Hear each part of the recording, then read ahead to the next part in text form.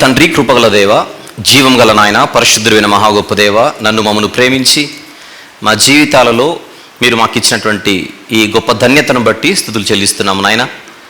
మరొక నూతన దినం అనుగ్రహించారు. బలమైనటువంటి ఘనమైనటువంటి మీ నామమును స్తుతించుటకు, మహిమపరచుటకు మీరు దయచేసినటువంటి ఈ శ్రేష్టమైనటువంటి సమయమును బట్టి స్తుతులు చెల్లిస్తున్నాం. మొదటి వర్తమానం ద్వారా మమ్మల్ని ఆశీర్వదించారు నాయన. ఈ రెండవ వర్తమానం ద్వారా కూడా మా యొక్క ఆత్మీయ విశ్వాస జీవితాన్ని మరింత బలపరచమని మీ పాదములు పట్టుకొని వేడుకొనుచు, ఇటు రీతిగా ప్రార్థించుటకు మాకు ఏ యోగ్యత లేనప్పటికీ కేవలం మీ ప్రియ కుమారుడు శిలువలో చిందించిన అమూల్యమైనటువంటి రక్తమును ఆశ్రయించి మాత్రమే మీ సన్నిధికి వస్తూ ఆయన యొక్క ప్రశస్తమైన పరిశుద్ధమైన నామములోని ప్రార్థనా విన్నపములు మీ బంగారు పాదముల యొద్ద పెట్టి సమర్పిస్తున్నాము తండ్రి. ఆమెన్. ప్రభునందు ప్రియులారా, ఈరోజు మనకున్నటువంటి సమయంలో మాట్లాడుకోబోతున్నటువంటి అంశం ఏమిటి అన్నది ఒక్కసారి మనం స్క్రీన్ మీద చూద్దాం. అది ఈరోజు మన ధ్యానాంశం. యేసు ప్రభు కలుగజేయబడినవాడా? యేసుక్రీస్తు ప్రభు వారు సృజింపబడినవాడా? యేసు ప్రభు వారు మరొకరు కలుగజేస్తే వచ్చినవాడా? అంటే కలుగజేయబడక ముందు ఆయన లేనివాడా? ఇలాంటి కొన్ని ప్రాముఖ్యమైన ప్రశ్నలతో ఈ యొక్క సందేశాన్ని మీ ముందుకు తీసుకొని వస్తున్నాను. అంశాన్ని మరొక్కసారి మనము జ్ఞాపకం పెట్టుకుందాం. యేసుక్రీస్తు ప్రభు వారు కలుగజేయబడినవాడా? అది మన అంశం. అంశంలోనికి నేను నేరుగా వెళ్లే ముందుగా ఒక విషయాన్ని ఇక్కడ అందరూ గమనిద్దాం. మన చేతిలో ఉన్నటువంటి బైబిల్ ఏదైతే ఉన్నదో దీనిని క్రైస్తవులు చదువుతారు, క్రైస్తవేతరులు కూడా చదువుతున్నారన్న సంగతి నేను ప్రత్యేకంగా చెప్పాల్సిన అవసరం లేదు. క్రైస్తవేతరులలో కొంతమంది తెలుసుకోవడానికి చదివేవారు ఉండగా, అదే క్రైస్తవేతరులలో బైబిల్పై బురద జల్లడానికి కూడా చదివేవాళ్ళు లేకపోలేదు.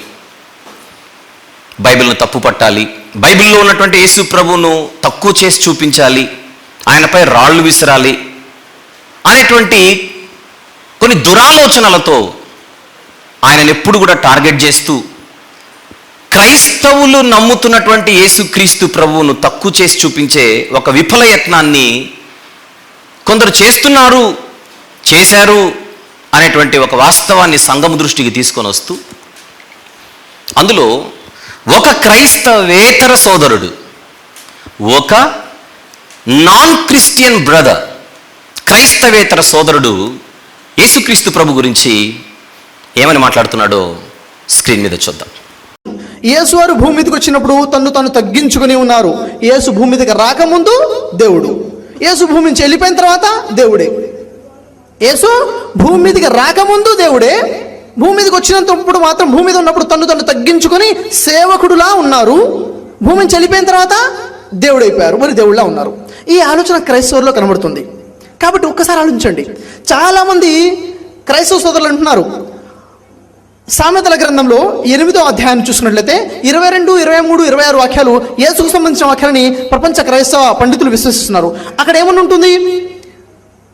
సృష్టి ఆరంభమున దేవుడు తన కార్యములలో అన్నిటికన్నా ముందుగా దేవుడు నన్ను నియమించెను అని ఉంది. ఎవరిని? యేసుని.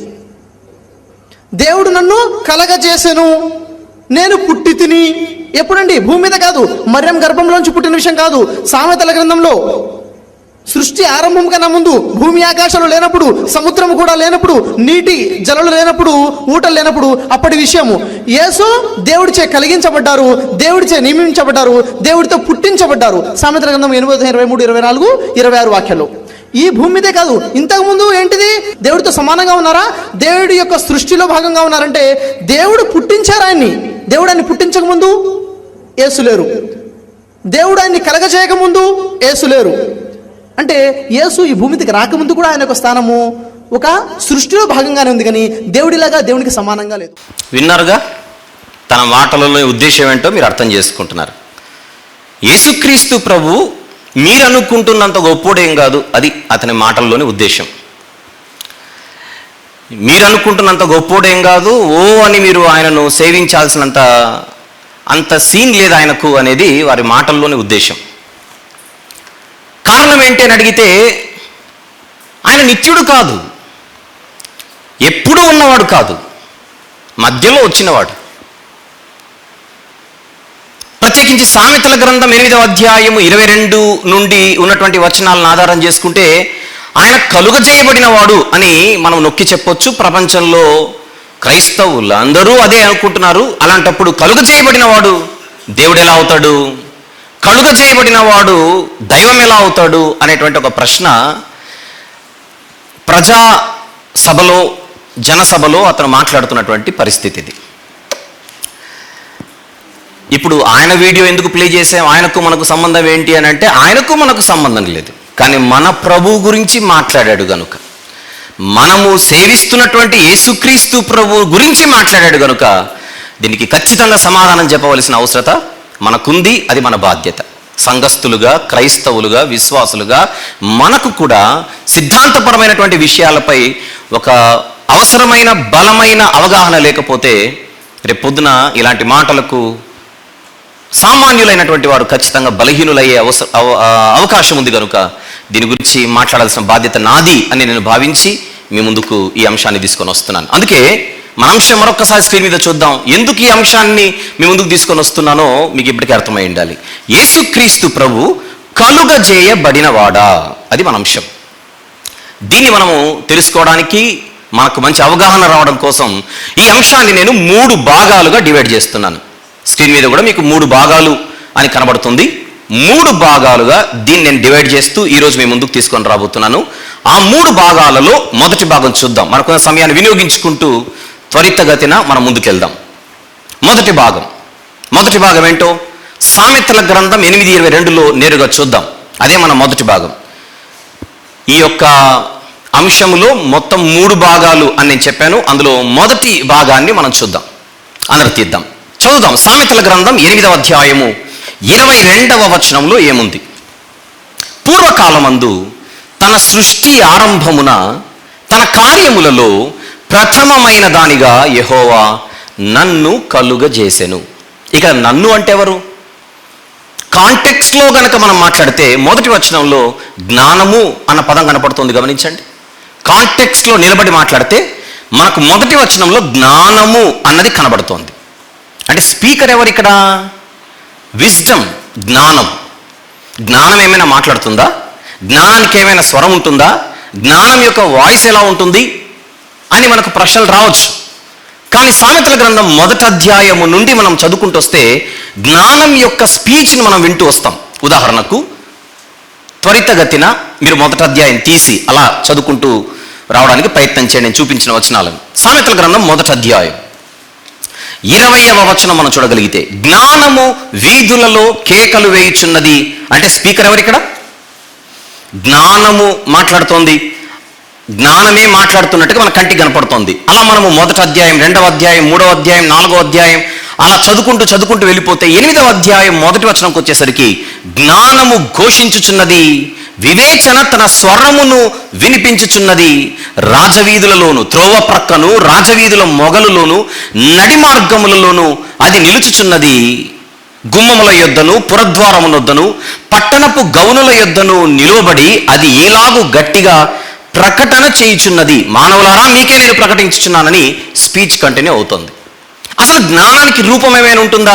జ్ఞానం యొక్క ఎత్తు ఎలా ఉంటుంది, లేదా దాని యొక్క పొడవు ఎలా ఉంటుంది, లేకపోతే దాని వెయిట్ ఎంత ఉంటుంది అని అడగకూడదు. కారణం ఇక్కడ దీనినే ఫిగర్స్ ఆఫ్ స్పీచ్ అని అంటారు.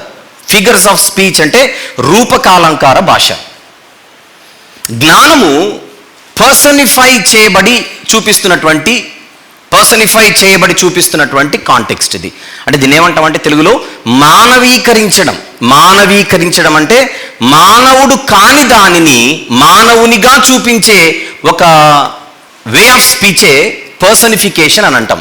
మనం తెలుగులో కూడా సహజంగా మాట్లాడుతుంటాం. ఉదాహరణకు సూర్యుడు తూర్పున ఉదయించుచున్నాడు అన్నాడు, లేదా సూర్యుడు బగబగ మండుచున్నాడు అని అంటామా? బగబగ మండుచున్నది అని అంటామా? జనరల్గా సూర్యుడు బగబగ మండుచున్నాడు అని అంటాం. ఇప్పుడు మామూలుగా మనము సిల్లీగా క్వశ్చన్ వేయాల్సి వస్తే సూర్యుడు ఏమైనా మొగోడా డు అని అంటున్నావు అని అడగకూడదు. ఇక్కడ సూర్యుని యొక్క గంభీరతను బట్టి డు అనేటువంటి శబ్దాన్ని తీసుకొని వస్తాం. భూమి తన చుట్టూ తాను తిరుగుచున్న ది. భూమికైతే ది ఎందుకు, సూర్యునికైతే డు ఎందుకు? అంటే భూమి ఏమైనా ఆడమనిషా, సూర్యుడు ఏమైనా పురుషుడా? అది స్పీచ్లోని ఒక పద్ధతి అన్నమాట. దానినే ఫిగర్స్ ఆఫ్ స్పీచ్, అందులోనే పర్సనిఫికేషన్ అని అంట, మానవీకరించడం. మానవుడు, నరుడు కాని దానిని నరునిగా తీసుకొని మనం మాట్లాడడం. ఉదాహరణకి మనకు బైబిల్లో కూడా ఇలాంటి భాష ఉంటుంది. ఉదాహరణకు 19వ కీర్తన స్పీడ్గా తీద్దాం. కీర్తనల గ్రంథంలో 19వ కీర్తన 5వ వచనం చూద్దామా? 19వ లేదా 4వ వచనంలో చివరి మాట, 4వ వచనంలో చివరి మాట, వాటిలో ఆయన సూర్యునికి గుడారము వేసెను. 5వ వచనం, అతడు తన అంతఃపురంలో నుండి బయలుదేరు పెండ్లి కుమారుని వలె ఉన్నాడు. అతడంటే ఎవరు ఇక్కడ? సూర్యుడు. అతడా? ఆమె కాదా? అంటే సూర్యుని యొక్క గంభీరతను బట్టి పురుషునిగాను, భూమి యొక్క నెమ్మది తత్వాన్ని బట్టి స్త్రీనిగాను మనకు బైబిల్లో పోల్చబడుతూ ఉంటుంది. దీనినే భాషలో శైలి ఏమంటున్నాం? దానిని పర్సనిఫికేషన్. పర్సన్ కానిది పర్సన్గా ప్రజెంట్ చేయడం, పర్సన్ కాని దానిని పర్సన్గా ప్రజెంట్ చేయబడమే పర్సనిఫికేషన్. ఇది మనం గుర్తుపెట్టుకోవాలి. ఫిగర్స్ ఆఫ్ స్పీచ్ అనేటువంటి ఒక యూనిట్లో ఇదంతా ఒక భాగంగా కనబడుతుంది.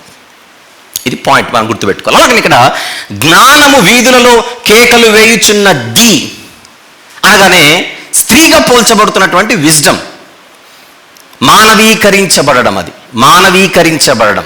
జ్ఞానం అంటే యాక్చువల్గా జ్ఞానము అనేది నాలో జ్ఞానం ఉంది, మీలో జ్ఞానం ఉంది.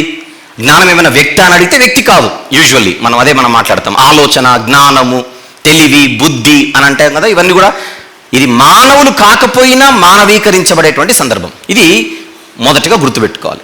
రైట్. 22వ వచనం చదువుతున్నాం. పూర్వకాలమందు తన సృష్టి ఆరంభమున తన కార్యములలో ప్రథమమైన దానిగా యెహోవా నన్ను కలుగజేసెను. అలా కిందికి చదువుకుంటూ వెళ్ళిపోతే యేసుక్రీస్తు ప్రభువుకు కూడా కొరింథీయులకు రాసిన మొదటి పత్రికలో ఒక మాట ఉంటుంది. ఏమని? ఆయన దేవుని శక్తియు దేవుని జ్ఞానమునై ఉన్నాడు అనేటువంటి మాట ఉంటుంది. తెలియని వారి కోసం కొరింథీయులకు రాసిన మొదటి పత్రిక 1వ అధ్యాయము 24వ వచనంలో చివరి మాట, క్రీస్తు దేవుని శక్తియు దేవుని జ్ఞానమునై ఉన్నాడు అనే మాట ఉంది చూడండి. ఓకే, ఇప్పుడు జాగ్రత్త మనం గమనిస్తే సామెతల గ్రంథం 1వ అధ్యాయం నుండి మనకు జ్ఞానం అనే పదం రిపీటెడ్గా కనబడుతూనే ఉంటుంది. జ్ఞానం యొక్క స్పీచ్ కూడా మనం చూస్తూ ఉన్నాం 8వ అధ్యాయంలో. ఇక్కడ నేను యేసుక్రీస్తు ప్రభు గురించి ఎందుకు ప్రస్తావించానంటే, ఇప్పుడు జాగ్రత్తగా అందరూ మనసు పెట్టి ఈ మాట కేర్ఫుల్గా వినవలసిందిగా మనం చేస్తున్నాను. సామెతల గ్రంథం 8వ అధ్యాయము 22వ వచనం నుండి చివరి వచనమైన 36వ వచనం వరకు. సామెతల గ్రంథం 8వ అధ్యాయము 22వ వచనం నుండి చివరి వచనమైన 36వ వచనం వరకు ఉన్నటువంటి భాగం ఏదైతే ఉందో, దీని గురించి క్రైస్తవ ప్రపంచంలో 3 రకాల అభిప్రాయాలు ఉన్నాయి. అది ముందుగా నేను సభ దృష్టికి తీసుకొని వస్తున్నాను. 22వ వచనం నుండి 36వ వచనం వరకు ఉన్నటువంటి ఈ యొక్క వచన భాగానంతటిని తీసుకుంటే 3 భావాలు లేదా 3 అభిప్రాయాలు ప్రపంచ క్రైస్తవ్యంలో ఉన్నాయి. ప్రపంచ క్రైస్తవ్యంలో అంటే నా ఉద్దేశం ప్రపంచ క్రైస్తవ పండితుల వర్గంలో కూడా స్కాలర్స్ మధ్య కూడా ఇక్కడ 3 రకాల అభిప్రాయాలు ఉన్నాయి. అందులో ఒకటి, ఇది కేవలము జ్ఞానము గురించి మాత్రమే మాట్లాడుచున్నది అనేది ఒక అభిప్రాయం. నెంబర్ 2, కాదు కొరింథీ మొదటి పత్రిక 1వ అధ్యాయం 24వ వచనంలో క్రీస్తు దేవుని జ్ఞానమై ఉన్నాడు అనేటువంటి పదము కూడా ఉంది కనుక ఇది యేసుక్రీస్తు ప్రభు గురించి జ్ఞానం గురించి కాదు, ఇది యేసుక్రీస్తు ప్రభు గురించి జ్ఞానం గురించి కాదు అనే 2వ అభిప్రాయం ఉంది. 3, అలా కాదు, జ్ఞానము గురించి ఉంది ప్లస్ అది యేసు ప్రభు కూడా అప్లై అవుతుంది. ఎందుకంటే అక్కడ ఉన్నటువంటి కొన్ని లక్షణాలు యేసు ప్రభుకు, మీ తర్వాత చదువుకుంటూ వెళ్దాంలేండి కిందికి, 22 నుంచి 36 వరకు ఉన్నటువంటి వచనాలలో ఉన్నటువంటి కొన్ని లక్షణాలు యేసు ప్రభుకు కూడా ఉన్నాయి కనుక ఇది జ్ఞానముతో పాటు యేసు ప్రభుని కూడా ఇక్కడ తీసుకోవాల్సిందే. దీనినే ప్యారలలిజం అని అంటారు. ఇంగ్లీష్లో ఏమంటారు దీన్ని చెప్పండి? ప్యారలలిజం అంటే జ్ఞానం గురించి మాట్లాడుతూ ప్యారలల్గా యేసు ప్రభు గురించి మాట్లాడడం. పోలిక అని అంటాం. ప్యారలలిజం అనేటువంటి ఒక పాయింట్. ఇప్పుడు నేను మీ ముందు 3 అభిప్రాయాలు పెట్టాను.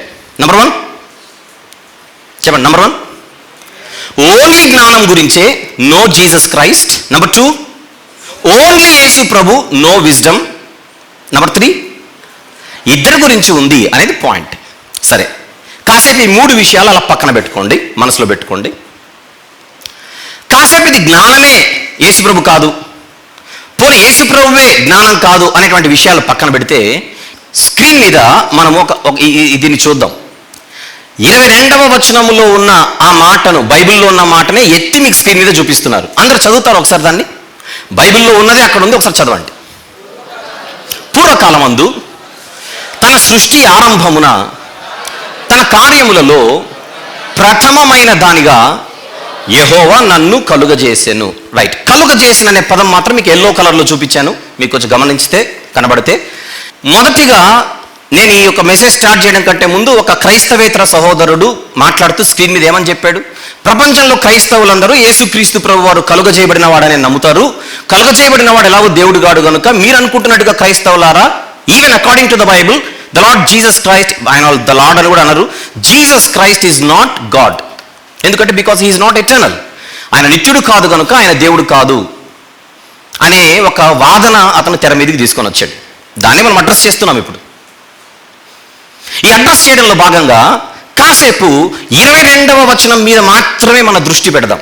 22వ వచనం మీద మాత్రమే మన దృష్టి పెడదాం. పెడితే అక్కడ ఉన్నటువంటి మాట, పూర్వకాలమందు తన సృష్టి ఆరంభమున తన కార్యములలో ప్రథమమైన దానిగా యెహోవా నన్ను కలుగజేశాను. కాసేపు ఇది యేసుక్రీస్తు ప్రభు గురించి కాదు అని పక్కన పెట్టి కేవలం జ్ఞానం గురించి మాత్రమే అని కూడా కాసేపు ఆలోచిద్దాం. ఆలోచిస్తే ఇంతకీ ఏ జ్ఞానం, ఎవరి జ్ఞానం ఇది? ఈ పుస్తకంలో కనబడుతున్న జ్ఞానం అంతా ఎవరి జ్ఞానం? మనుషుల జ్ఞానమా, దేవుని జ్ఞానం అంటారా? సామెతల గ్రంథంలో కనబడుతున్నటువంటి జ్ఞానం ఏదైతే ఉన్నదో, ఈ జ్ఞానం అన్నది దేవుని జ్ఞానమా, మనుషుల జ్ఞానమా? జ్ఞానం ప్రకటించుచున్నది, జ్ఞానం పిలుచుచున్నది, జ్ఞానము కేకలు వేయుచున్నది, మానవులారా రండి అంటే ఇది ఎవరి జ్ఞానం? మానవుల జ్ఞానం అయితే కాదు, ఇది 100% దేవుని జ్ఞానమే. అయితే ఇప్పుడు పాయింట్ ఏంటంటే, ఆ జ్ఞానము, కాసేపు జ్ఞానం అనే మాట్లాడదాం, యేసుప్రభుని పక్కన పెట్టేద్దాం కాసేపు. ఎందుకంటే ఇది జ్ఞానము అనేటువంటి కాంటెక్స్ట్లో ఉంది కనుక కాసేపు జ్ఞానం గురించి మాత్రమే మనం మాట్లాడుకుందాం. మాట్లాడితే, పూర్వకాలమందు తన సృష్టి ఆరంభమున తన కార్యములలో ప్రథమమైన దానిగా యెహోవా నన్ను కలుగజేసెను. కలుగజేసెను, కలుగజేసెను నొక్కుతున్న నా మాట. స్క్రీన్ మీద కనపడుతున్న కలుగజేసినటువంటి పదాన్ని అందరు జాగ్రత్తగా చూడండి. తెలుగులో ఉన్నటువంటి కలుగజేసినటువంటి పదాన్ని తీసుకొని, అంటే దేవుడు జ్ఞానాన్ని కలుగజేశాడా? మీరు జనరల్ ఆలోచించండి, మిమ్మల్ని ఆలోచింపజేసే ప్రయత్నం చేస్తున్నాను. దేవుడు జ్ఞానాన్ని కలుగజేశాడా? అంటే కలుగజేయక ముందు జ్ఞానం లేదా? ఎవరి జ్ఞానం? ఇంతకు కాంటెక్స్ట్ ఏంటి? ఎవరి జ్ఞానం ఇది? ఎవరి జ్ఞానం ఇది? దేవుని జ్ఞానాన్ని దేవుడు కలుగజేశాడా? మీరు ఆలోచించండి. దేవుని జ్ఞానాన్ని దేవుడు కలుగజేశాడా? మాట అంటే కలుగజేయడం కంటే ముందు ఆ జ్ఞానం లేనట్టేగా? కలుగజేయడం కంటే ముందు ఆ జ్ఞానం లేనట్టే కదా? మరి కలుగజేసిన తర్వాత జ్ఞానం వచ్చిందంటే కలుగజేయక ముందు ఆ జ్ఞానం లేనట్టే కదా? మరి ఆగితే ఖచ్చితంగా ప్రశ్న పడుతుంది. అయితే తెలుగులో ఉన్న కలుగజేసిన అనేటువంటి పదాన్ని ఒరిజినల్గా హీబ్రూ భాషలో ఏ పదంతో వాడాడో స్క్రీన్ మీద చూద్దాం. పాత నిబంధన ఒరిజినల్గా ఏ భాషలో రాయబడింది? అందరూ చెప్పాలి. పాత నిబంధన ఒరిజినల్గా ఏ భాషలో రాయబడింది? హీబ్రూ భాషలో రాయబడింది. హీబ్రూ భాషలో రాయబడింది. హెబ్రీ భాషలో 8వ అధ్యాయం 22వ వచనంలో, సామెతల గ్రంథం 8వ అధ్యాయం 22వ వచనంలో ఉన్నటువంటి కలుగజేసిన అనేటువంటి పదానికి హీబ్రూలో వాడినటువంటి పదం ఖానా. ఖానా ప్రొనౌన్సియేషన్ అదే, ఖానా అని కూడా అనొచ్చు, హా సౌండ్ తీసుకొని వచ్చి ఖానా. రైట్. హెబ్రీ భాషలో ఖానా అనేటువంటి పదానికి ముఖ్యంగా ఉన్న కొన్ని అర్థాలను స్క్రీన్ మీదనే చూసుకుంటూ వద్దాం. నంబర్ 1 చూడండి. హెబ్రీ భాషలో ఉన్నటువంటి ఖానా అనేటువంటి పదానికి ఒక మీనింగ్ స్క్రీన్ మీద కనపడుతున్నట్టుగా సంపాదించుకొనుట. సంపాదించుకొనుట ఖానా అనే పదానికి ఉన్న ఒక మీనింగ్. నంబర్ 2, ఇది మరొక అర్థం, పొందుట, గెట్ ఆర్ అటైన్. పొందుట. ఇంతకుముందు ఇమేజ్ మళ్ళీ చూపించు, ఇంతకుముందు మళ్ళీ చూపించు. సంపాదించుకొనుట, అక్వైర్. అక్వైర్ తెలుగులో సంపాదించుకొనుట, ఇంగ్లీష్లో అక్వైర్. నెక్స్ట్ ఇమేజ్, తెలుగులో పొందుట. తెలుగులో పొందుట, గెట్ లేదా అటైన్. మీకు 3 ఇంగ్లీష్ పదాలు చూపించాను ఇప్పుడు. 1 acquire, number 2 get, number 3 attain అని 3 పదాలు చూపించాను. తెలుగులో అయితే సంపాదించుకొనుట లేదా పొందుట అనే మీనింగ్. ఈ సందర్భంగా బైబిల్లో ఒక వచనం చూద్దాం. ఆదికాండం 4వ అధ్యాయం. నేను కొంచెం స్పీడ్గా చెబుతున్నాను, ఉన్న టైంను బట్టి మీరు కొంచెం ఫాలో అవ్వగలగాలి. ఫాలో అవ్వండి ప్లీజ్. ఆదికాండము 4వ అధ్యాయం. ఆదికాండము 4వ అధ్యాయం మొదటి వచనం చూద్దాం. ఆదాము తన భార్య అయిన హవ్వను కూడినప్పుడు ఆమె గర్భవతి కయీనును కని, యెహోవా దయ వలన నేనొక మనుష్యుని, నెక్స్ట్ మాట అందరూ చదవండి, నెక్స్ట్ మాట, సంపాదించుకున్నాను. నేను సంపాదించుకుందట, బిడ్డను సంపాదించుకుంది. నేను అడుగుతున్నాను, బిడ్డను సంపాదించుకోవడం కంటే ముందు ఆ బిడ్డ ఉన్నాడా లేడా? ఇది చెప్పండి. కయీను, హవ్వమ్మ గారికి కయీను పుట్టక ముందు కయీను ఉన్నాడా లేడా? వాళ్ళ ఇంట్లో లేడు. కయీను లేడు. లేని కయీనుని ఆమె సంపాదించుకుంది. ఒకసారి ఈ వాక్యాన్ని మూల భాష అయిన హీబ్రూ భాషలో ఏముందో చూద్దాం. Show it on the screen please. ఆదికాండం 4వ అధ్యాయం 1వ వచనం అక్కడ చూడండి. ఐ హ్యావ్ అక్వైర్డ్, ఇంగ్లీష్లో ఐ హ్యావ్ అక్వైర్డ్ అని ఉంది, పైన కానీ, కానా, కానీ అంత ఫ్యామిలీ అది. కానా, ఆయా హూ, ఆయి హూ, హిందీ మే బాయ్ సాబ్, ఓకే. కానా, కానీ అంత ఒకటే ఫ్యామిలీ. అంటే సంపాదించుకోవడం అనేటువంటి ఆ తెలుగు పదానికి ఇంగ్లీష్లో అక్వైర్డ్ అని ఉంటే ఖానా అనేటువంటి పదం అక్కడ వాడబడుతోంది. బైబిల్లోనే, బయట కాదు, బైబిల్లోనే. ఎంతమందికి నా పాయింట్ అర్థమైందో చెప్పండి. ఖానా అనేటువంటి పదానికి పలు అర్థాలు ఉన్నాయి హీబ్రూ భాషలో. అందులో ఒక అర్థం సంపాదించుకోవడం. సంపాదించుకోవడం ఈజ్ నథింగ్ బట్ పొందడమే. నేను ఒక కొడుకును పొందాను, ఒక కుమారుణ్ణి నేను ఇంకేంటి సంపాదించుకున్నాను, ఆమె ఉద్దేశం అదే. సో అక్వైర్, గెట్, అటైన్ అనేటువంటి ఈ అర్థాలలో ఇది కనబడుతోంది. హీబ్రూలోని ఖానా అనేటువంటి పదానికి ఒక అర్థాన్ని మనం చూసాం ఇంతవరకు. సంపాదించుకోవడం లేదా పొందడం, సంపాదించుకోవడం లేదా పొందడం. అయితే ఇదే ఖానా అనేటువంటి పదానికి ఉన్న మరొక మీనింగ్ చూద్దాం. On the screen please. చూడండి అక్కడ ఏమిటది. ఖానా అనేటువంటి పదం, దానికి ఉన్నటువంటి మరొక మీనింగ్ కొనుట, పర్చేస్. కొనుట, పర్చేస్, రైటా. అక్వైర్ ఫస్ట్ చూపించాను, గెట్, అటైన్, పర్చేస్ అనే పదాలు కనబడుతున్నాయి. బైబిల్లో ఒక వచనం చూద్దాం. ఆదికాండము 47వ అధ్యాయం. ఆదికాండము 47వ అధ్యాయం తీసారా? 22వ వచనము చూద్దాం. 22, వర్స్ నంబర్ 22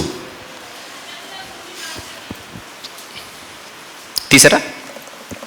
ఆదికాండం 47వ అధ్యాయం 22వ వచనం. యాజకుల భూమి మాత్రమే అతడు కొనలేదు. కొనలేదు అండర్లైన్ చేయండి అన్నమాట. యాజకుల భూమి మాత్రమే అతడు కొనలేదు. ఇందాక మన మీనింగ్ ఏం చూసాం స్క్రీన్ మీద. ఖానా అనేటువంటి పదానికి ఉన్న మరొక మీనింగ్ ఏంటి? కొనడం అన్నాం కదా. ఒకసారి స్క్రీన్ మీద మూల భాషలో చూద్దాం. Show it. చూడండి ఒకసారి. అది ఆదికాండం 47:22. Only the land of the priests he did not buy. అది meaning actually. Not he did buy అనేది అక్కడ స్ట్రక్చర్. చూడండి అక్కడ బై అనే ఇంగ్లీష్ పదానికి పైన వాడిన హీబ్రూ పదం ఏంటి? ఖానా. కనబడుతుంది మీకు ఇప్పుడు? బై అనేటువంటి ఇంగ్లీష్ పదానికి స్క్రీన్ మీద మీకు హీబ్రూ భాషలో ఏమని పదం వాడాడు అక్కడ? ఖానా అని వాడాడు. ఇప్పుడు మీకు మరొక అర్థం వచ్చేసింది. ఆదికాండం 4వ అధ్యాయం 1వ వచనంలో కూడా అదే పదం వాడబడింది. ఆదికాండం 47వ అధ్యాయం 22వ వచనంలో కూడా ఇదే పదం వాడబడింది. ఆదికాండం 4వ అధ్యాయం 1వ వచనంలో సంపాదించుకోవడం అనే మీనింగ్ లో ఉంది, రైట్. ఆదికాండం 47వ అధ్యాయం 22వ వచనంలో కొనడం అనే మీనింగ్ లో ఉంది. కాసేపు ఈ మీనింగ్స్ దగ్గర ఆగిపోతే సామెతల గ్రంథం 8:22లో కలుగజేసేను అనేటువంటి ఆ పదం, దానికి ఒరిజినల్గా హీబ్రూలో ఏ పదం వాడబడిందని చెప్పాను? ఖానా అనేటువంటి పదం వాడబడింది. ఇప్పుడు ఖానా అనేటువంటి ఒరిజినల్, ఖానా అనేటువంటి దానికి ఉన్న మీనింగ్స్ మనం చూస్తే, ఇంతవరకు చూసింది, ఇంకా మనం ప్రయాణం చేద్దాం. ఇంతవరకు చూసిన దానిలో మనకు కనబడినటువంటి అర్థం కొనడం ఒకటి ఉంది, సంపాదించుకోవడం ఒకటి ఉంది, పొందడం ఒకటి ఉంది. ఇప్పుడు కాసేపు మీరు మనసు పెట్టి ఆలోచించండి. దేవుడు జ్ఞానాన్ని కొంటాడా అని మిమ్మల్ని అడుగుతున్నా. దేవుడు జ్ఞానాన్ని కొంటాడా? అవునని ఎవరికైనా అనిపిస్తుందా అని అడుగుతున్నాను. ఎనిబడి? దేవుడు జ్ఞానాన్ని కొనడం ఏమైనా సూట్ అవుతుందా? లేదు. దేవుడు జ్ఞానాన్ని సంపాదించుకోవడం ఏమైనా సూట్ అవుతుంది ఎవరికైనా? దేవుడు జ్ఞానాన్ని సంపాదించుకోవడం ఎనిబడి మ్యాచ్ అవుతుందా అని అడుగుతున్నాను. మ్యాచ్ అవ్వట్లా. దేవుడు జ్ఞానాన్ని పొందుకోవడం ఏమైనా మ్యాచ్ అవుతుందా?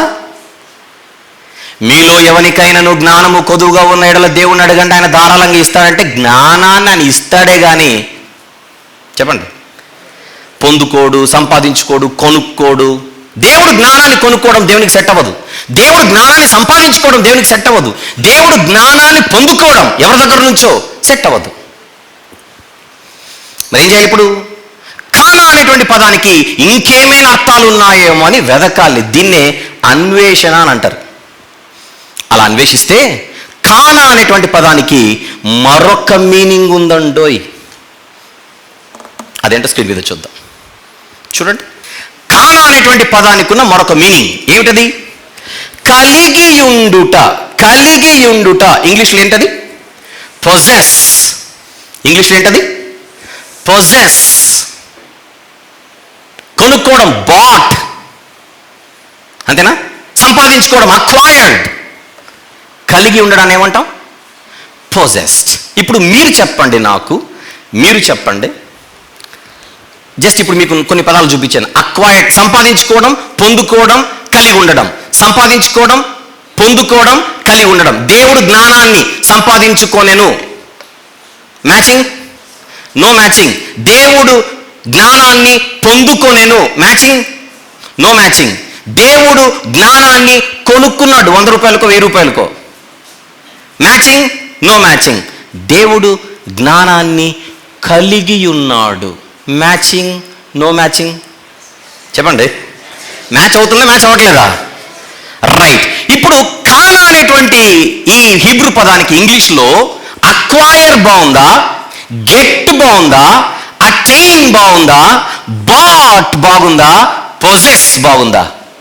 ఏది బాగుంది చెప్పండి? Acquire, attain, get, by, possess. ఏది బాగుంది? అందరు ఓటు పొజెస్కేనా? ఎందుకు? ఎందుకు పొజెస్కి?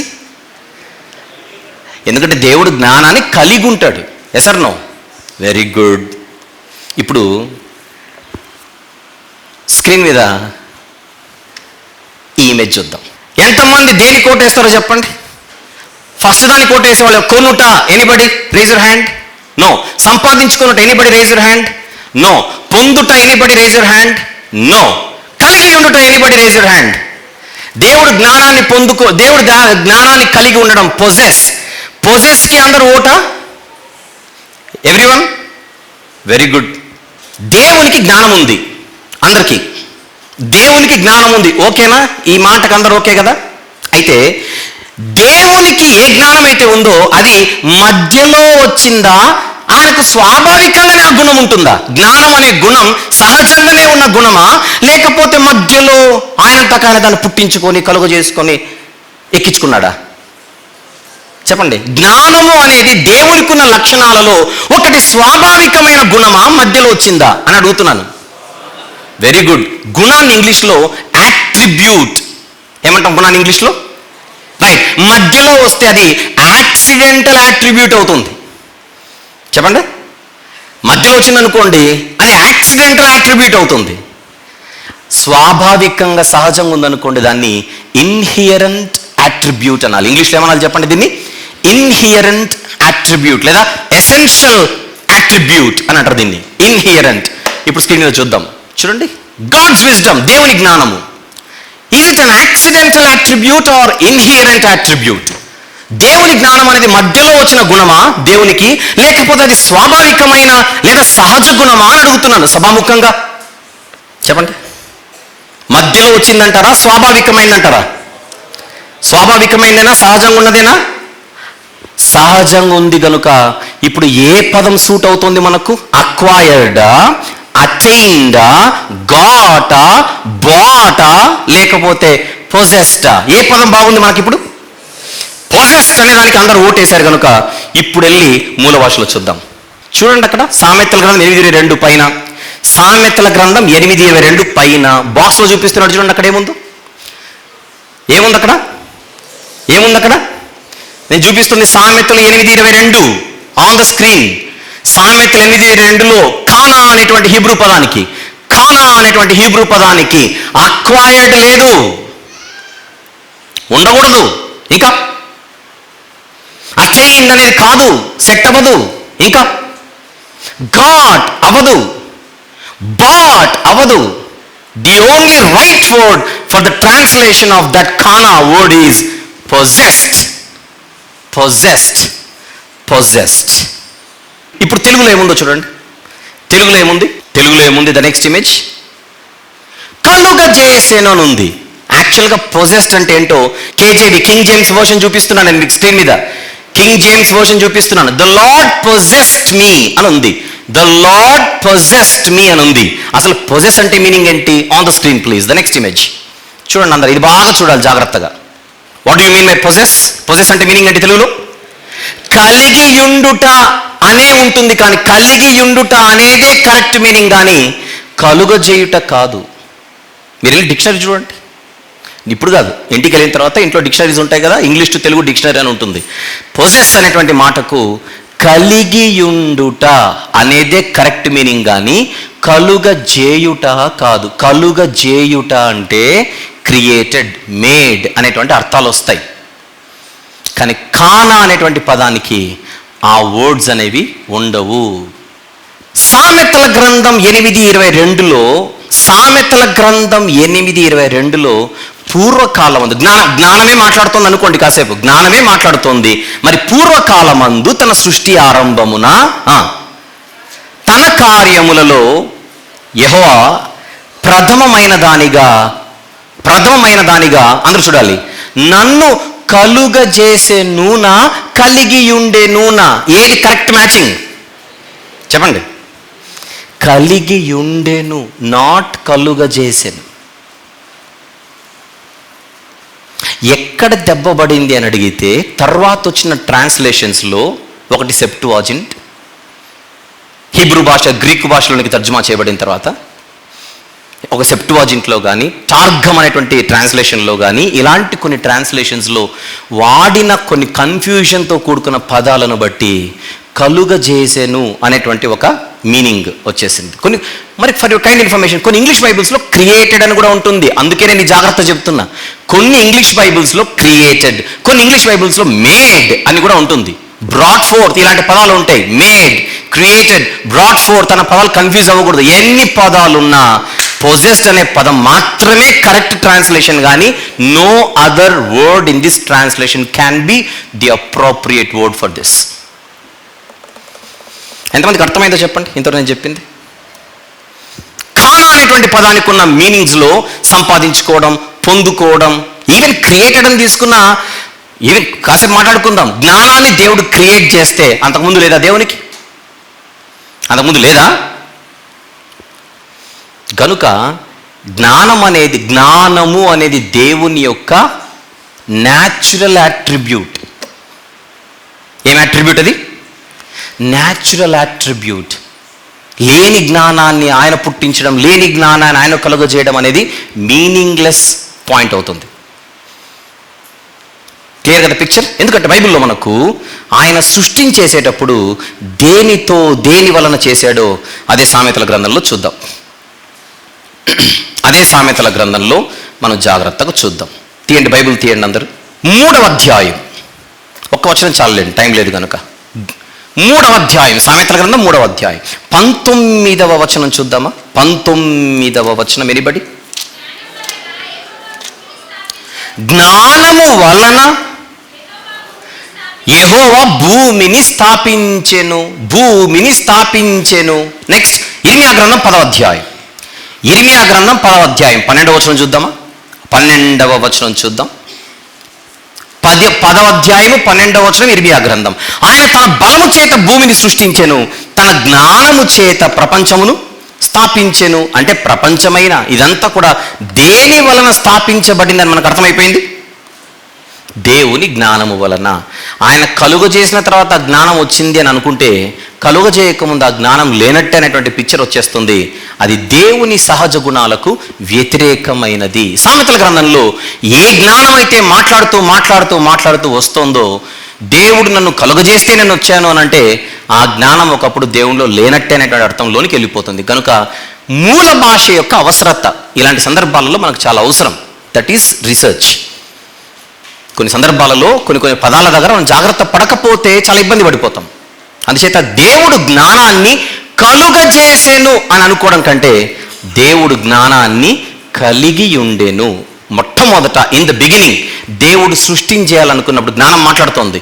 దేవుడు సృష్టిని చేయాలనుకున్నప్పుడు జ్ఞానం మాట్లాడుతూ ఫస్ట్ మనం సామెతల గ్రంథం 1వ అధ్యాయం నుంచి చూస్తే, మానవులారా నా దగ్గరికి రండి, మానవులారా నా మాటలు వినుడి, మానవులారా చెవి యొగ్గి నా మాటలు ఆలకించుడి అంటారు. దాని అర్థం ఏంటి? నేను ఎవరిని అనుకుంటున్నారు? అసలు నా గురించి, నా యొక్క సుపీరియారిటీ, నా సుప్రీమసీ గురించి మీకు అర్థమవుతుందో లేదో. నేను ఎవరిని అని అడిగితే, మీరు వేటినైతే ప్రేమిస్తున్నారో, కాసేపు మాట్లాడుకున్న లోకాన్ని ప్రేమిస్తున్నారు, వాటిని ప్రేమిస్తున్నారు, లోకంలో కనబడేదంతా మీరు ప్రేమిస్తున్నారు. కానీ వీటన్నిటికంటే మొట్టమొదటి స్థానం, వీటన్నిటికంటే మొట్టమొదట నేను దేవుని యొద్ద ఉన్నదానిని. అది పాయింట్ అక్కడ. దేవుడు నన్ను కలిగి ఉండెను, దేవుడు నన్ను కలిగి ఉన్నాడు. నువ్వు చూసే భూమి కంటే, ఇప్పుడు సామెతల గ్రంథంలో 8వ అధ్యాయంలో కిందికి వెళ్ళిపోతే సృష్టి గురించి చాలా ఉంటుంది. ఇక్కడ ప్రవాహ జలములు కనబడతాయి, భూమి కనబడుతుంది, నీళ్లు కనబడతాయి, పర్వతాలు కనపడతాయి, కొండలు కనపడతాయి, మైదానాలు కనపడతాయి, ఆకాశ విశాలం కనపడుతుంది. కిందికి వెళ్ళిపోతాయి సామెతల గ్రంథం 8లో. కానీ ఇవే కదా మనం ప్రేమించేది. కానీ ఇవన్నీ పుట్టకముందే మొదటి అధ్యాయము నుండి మాట్లాడుచున్న జ్ఞానము, దిస్ ఈజ్ మై స్టేట్, నా స్థితి ఇది, నా కండిషన్ ఇది, నా సుప్రీమసీ ఇది, మీరేమనుకుంటున్నారు? That is the question to all the people from this portion. విలువ తెలియాలి, నా విలువ మీకు తెలియాలి అనేటువంటి జ్ఞానము ఇక్కడ మాట్లాడుతున్నట్టుగా మనం గమనించాలి. ఇది ఫస్ట్ పాయింట్. ఇకతో మొదటి భాగం ఏదైతే నేను చెప్పానో ఇంతవరకు, ఈరోజు మొత్తం 3 భాగాలని చెప్పాను. 3 భాగాలలో మొదటి భాగం సమాప్తం. ఈ మొదటి భాగంలో మన ఫోకస్ అంతా దీని గురించి, కేవలం 22వ వచనం మీదనే మన ఫోకస్. అది మొదటి భాగం. 22వ వచనంలో మనకు కనబడుతోంది అక్కడ కలుగజేసినటువంటి పదం తెలుగులో ఉన్న కానా అనేటువంటి హీబ్రూ పదంలోనికి మనం వెళితే దానికి ఉన్నటువంటి అర్థం పొజెస్టే. కానీ ఈ సందర్భంలో మనం వేరే ఏ పదాన్ని తెచ్చినా దేవునికి మ్యాచ్ అవ్వదు. ఆలోచించండి, హవ్వమ్మ కయీనును సంపాదించుకుంది. మ్యాచ్ అయిందా? మ్యాచ్ అవ్వలేదా? మ్యాచ్ అయింది. హవ్వమ్మ కయీనును పొందుకుంది, సంపాదించుకుంది, బాగానే ఉంది. ఫరో భూమిని కొనెను, బాగానే ఉంది. దేవుడు జ్ఞానాన్ని సంపాదించుకొనెను, బాగలేదు. దేవుడు జ్ఞానాన్ని పొందుకున్నాడు, బాగలేదు. దేవునికి ఒకే ఒక పదం మ్యాచ్ అవుతుంది. అదే దేవుడు జ్ఞానాన్ని కలిగి ఉండెను. కలుగజేసెను అనే ఆ తెలుగు పదం ఇన్ని సమస్యలకు దారితీసింది. ఇంకా చెప్పాలంటే ఏరియనిజం అనేటువంటి సిద్ధాంతం పుట్టడానికి ఈ పదం కారణం, ఇలాంటి పదం కారణం. Created, made. ఏరియనిజం అంటే తెలుసు కదా, యేసుప్రభు మధ్యలో పుట్టాడు, అందుకే దేవుడు కాదు. మధ్యలో పుట్టాడు, సృజింపబడినవాడు, కలుగజేయబడినవాడు, అందుకే ఆయన దేవుడు కాదు అని ప్రారంభ శతాబ్దాలలో క్రీస్తు శకం ఏరియనిజం అనేది చాలా సమస్యలు సృష్టించింది. వాళ్ళు ఈ పదాన్ని సరిగా అర్థం చేసుకోవడంలో ఫెయిల్ అయ్యి, ఈరోజు కూడా మన సమాజంలో ఏరియనిజం భావాలు కనబడుతుంటాయి. క్రైస్తవ బోధకులలో కూడా ఆ విషయమే గమనించాలి, జాగ్రత్తగా ఉండాలి. నేను చాలాసార్లు చెప్పాను, ఒకప్పుడు మనం కూడా దాన్ని అలానే భావించాం, కానీ వెంటనే దాన్ని మనము కరెక్ట్ చేసుకొని రెక్టిఫై చేసుకున్నామని అవకాశం దొరికినప్పుడంతా చెప్తూనే ఉన్నాను ఈ మాట. ఈ సందర్భంగా మరొకసారి దాన్ని ఇక్కడ రిపీట్ చేస్తున్నాను. Shall we move to the next part? Second పార్ట్కి వెళ్ళిపోదాం. రెండవ భాగం పుట్టుట అనగా ఏమిటి? కాసేపు మనం మొదటి భాగము అక్కడతో ఆపేసి ఇప్పుడు నేరుగా మరొక విషయం ఇక్కడ ఆలోచించడానికి మనం ప్రయాణం చేస్తున్నాం. దీనికి రిలేట్ అయినటువంటి ఇదే, దీనికి రిలేట్ అయి ఉన్నదే ఈ సందర్భంగా మనం మాట్లాడుకోవాలి. ఫైనల్గా ఇది ఎందుకు నేను చెప్పానో మీకు అర్థమవుతుంది. పుట్టుట అనేటువంటి తెలుగు పదాన్ని మనం ఏమని అర్థం చేసుకోవాలి అని మనం ప్రశ్నించి ముందుకెళ్తే, పుట్టుట అనే పదానికి 2 మీనింగ్స్ ఉంటాయి, 2 భావాలు ఉంటాయి. అదేంటో స్క్రీన్ మీద చూద్దాం. చూడండి, బాగా చదవండి. నంబర్ 1, ఉనికిలో లేనిది పుట్టుట. ఉనికిలో లేనిది పుట్టుట. నంబర్ 2, ఉనికిలో ఉన్నది తన స్థితిని మార్చుకొనుట. ఉనికిలో ఉన్నది తన స్థితిని మార్చుకొనుట. నంబర్ 1, ఉనికిలో లేనిది పుట్టడం. అదేంటి అని అడగండి. ఆదికాండం 1వ అధ్యాయంలో ఉన్నదంతా ఉనికిలో లేనివి పుట్టడమే. వెలుగు కలుగునుగా కాని పలుకగా ప్రకారమాయను అంటే దీని అర్థం ఏంటి? ఒకప్పుడు అక్కడ వెలుగు లేదు, ఇప్పుడు ఏమైంది? పుట్టింది. జలముల మధ్య ఒక విశాలము కలుగునుగా కాని దేవుడు పలకగా ప్రకారమాయను. అంతకుముందు ఏం లేదు, విశాలము లేదు. ఆ విశాలములకే దేవుడు ఏమని పేరు పెట్టాడు? ఆకాశం అని పేరు పెట్టాడు. లేని ఆకాశం దేవుడు పుట్టించాడు. అంతేనా? లేని వెలుగును దేవుడు పుట్టించాడు. లేని ఆరిన నేల, లేని భూమిని దేవుడు పుట్టించాడు. ఇంకా లేని వృక్షాలు దేవుడు పుట్టించాడు. లేని నక్షత్రాలు దేవుడు పుట్టించాడు. లేని సూర్యచంద్రులను దేవుడు పుట్టించాడు. సూర్యుడన నక్షత్రమే లేండి, మళ్ళీ కౌంటర్ వద్దు ఇక్కడ. లేని చేపలను దేవుడు పుట్టించాడు. లేని పక్షులను దేవుడు పుట్టించాడు. లేని పశువులను దేవుడు పుట్టించాడు. లేని పురుగులను దేవుడు పుట్టించాడు. మీకు అర్థమైందా?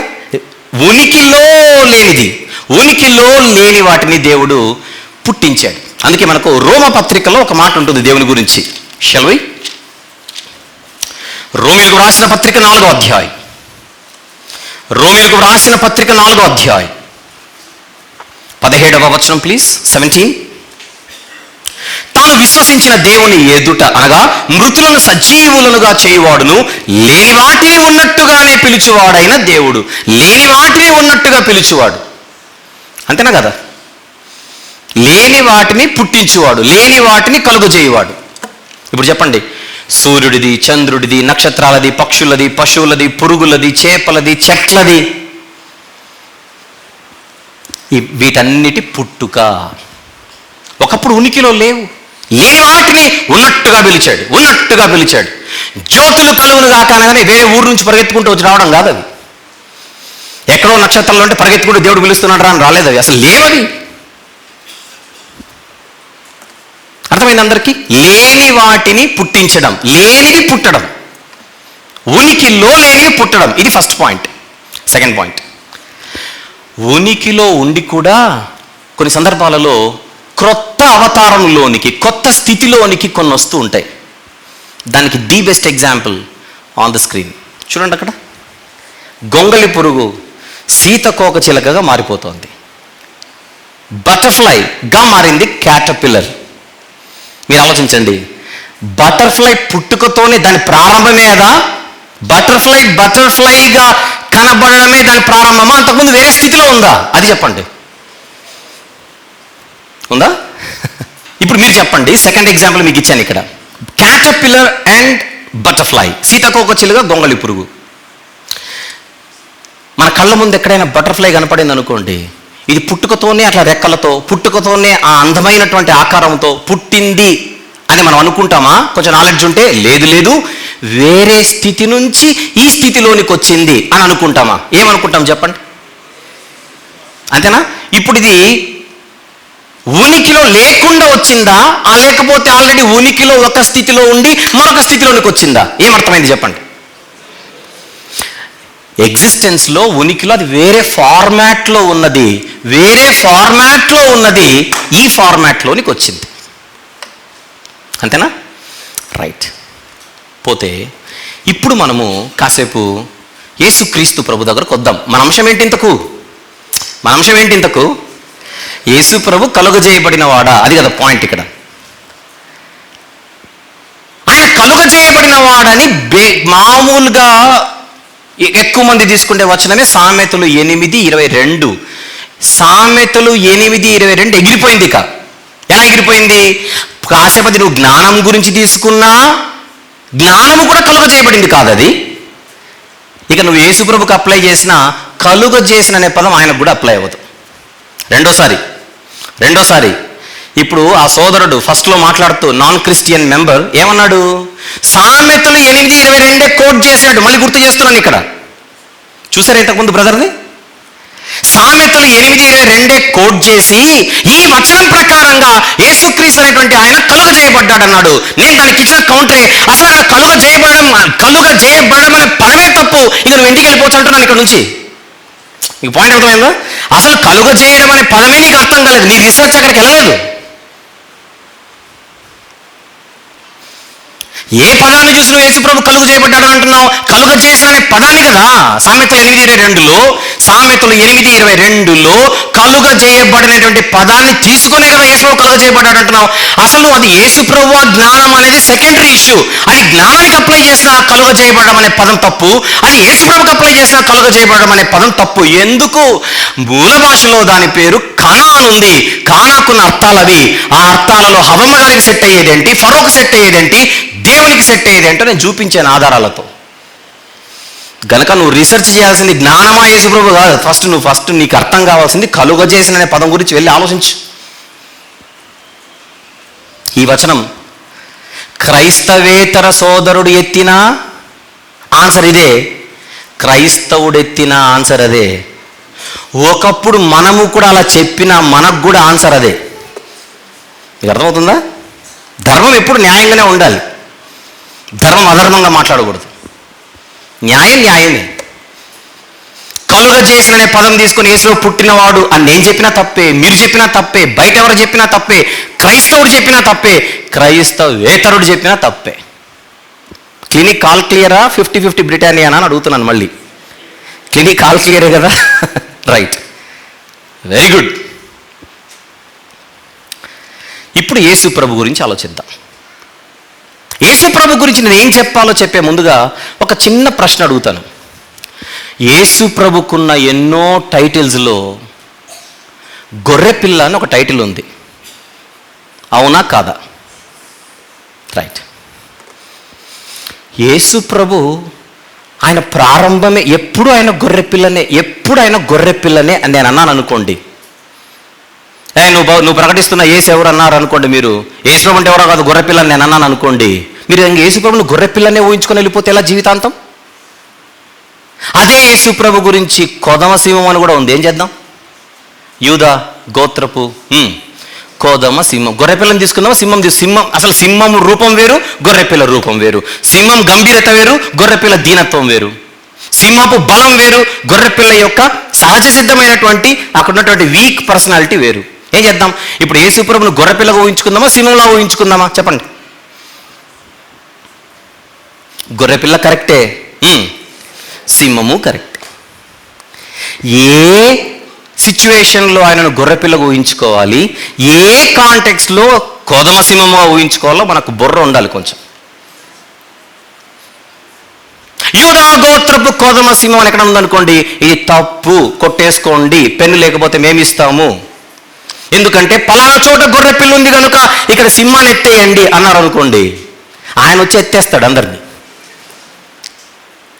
యేసుప్రభు గురించి సింహం అని ఉంది, యేసుప్రభు గురించి గొర్రెపిల్ల అని ఉంది. నువ్వు సింహం అన్న చోట సింహం ఎలానో ఆలోచించు, గొర్రెపిల్ల అన్న చోట గొర్రెపిల్ల ఎలా ఆలోచించు.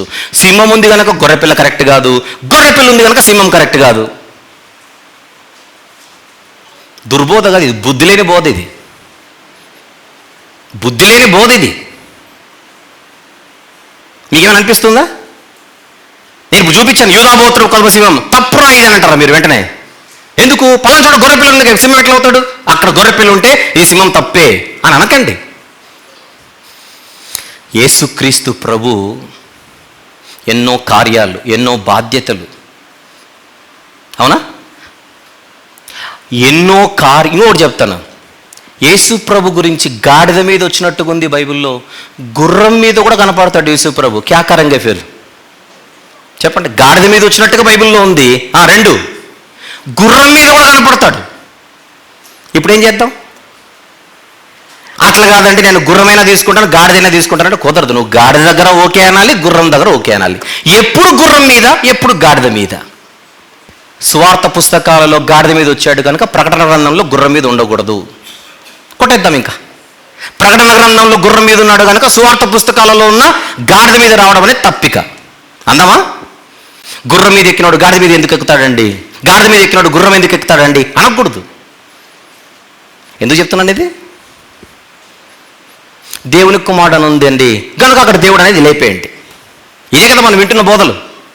దేవుని కుమారుడు ఉంది కనుక దేవుడు అనేది లేపేయండి. ఎక్కడి నుంచి లేపేయాలి? సువార్తల్లో ఉంటే లేపు, పత్రికల్లో ఉంటే లేపు, గొర్రె పిల్ల ఉంది కనుక సింహాన్ని ఎత్తాయి అన్నట్టే ఉంది ఇది. గాడిద మీద వచ్చాడు కనుక గుర్రం మీదకి ఎక్కించకన్నట్టే ఉంది ఇది. నేను అంటున్నానని కాదు, నన్ను ద్వేషంతో చూడకండి ఎవరు. మీరు ఆలోచించండి, నా వాదన తప్పేమో, నా వాదన కరెక్టో కాదో, అందులో సత్యం ఉందో లేదో, ధర్మం ఉందో లేదో, న్యాయం ఉందో లేదో ఆలోచించండి.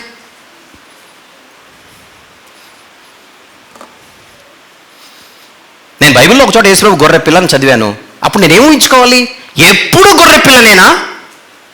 గొర్రె పిల్లగా ఒకానొక సందర్భంలో కనబడ్డా? మీకున్న నాలెడ్జ్ బట్టి చెప్పండి.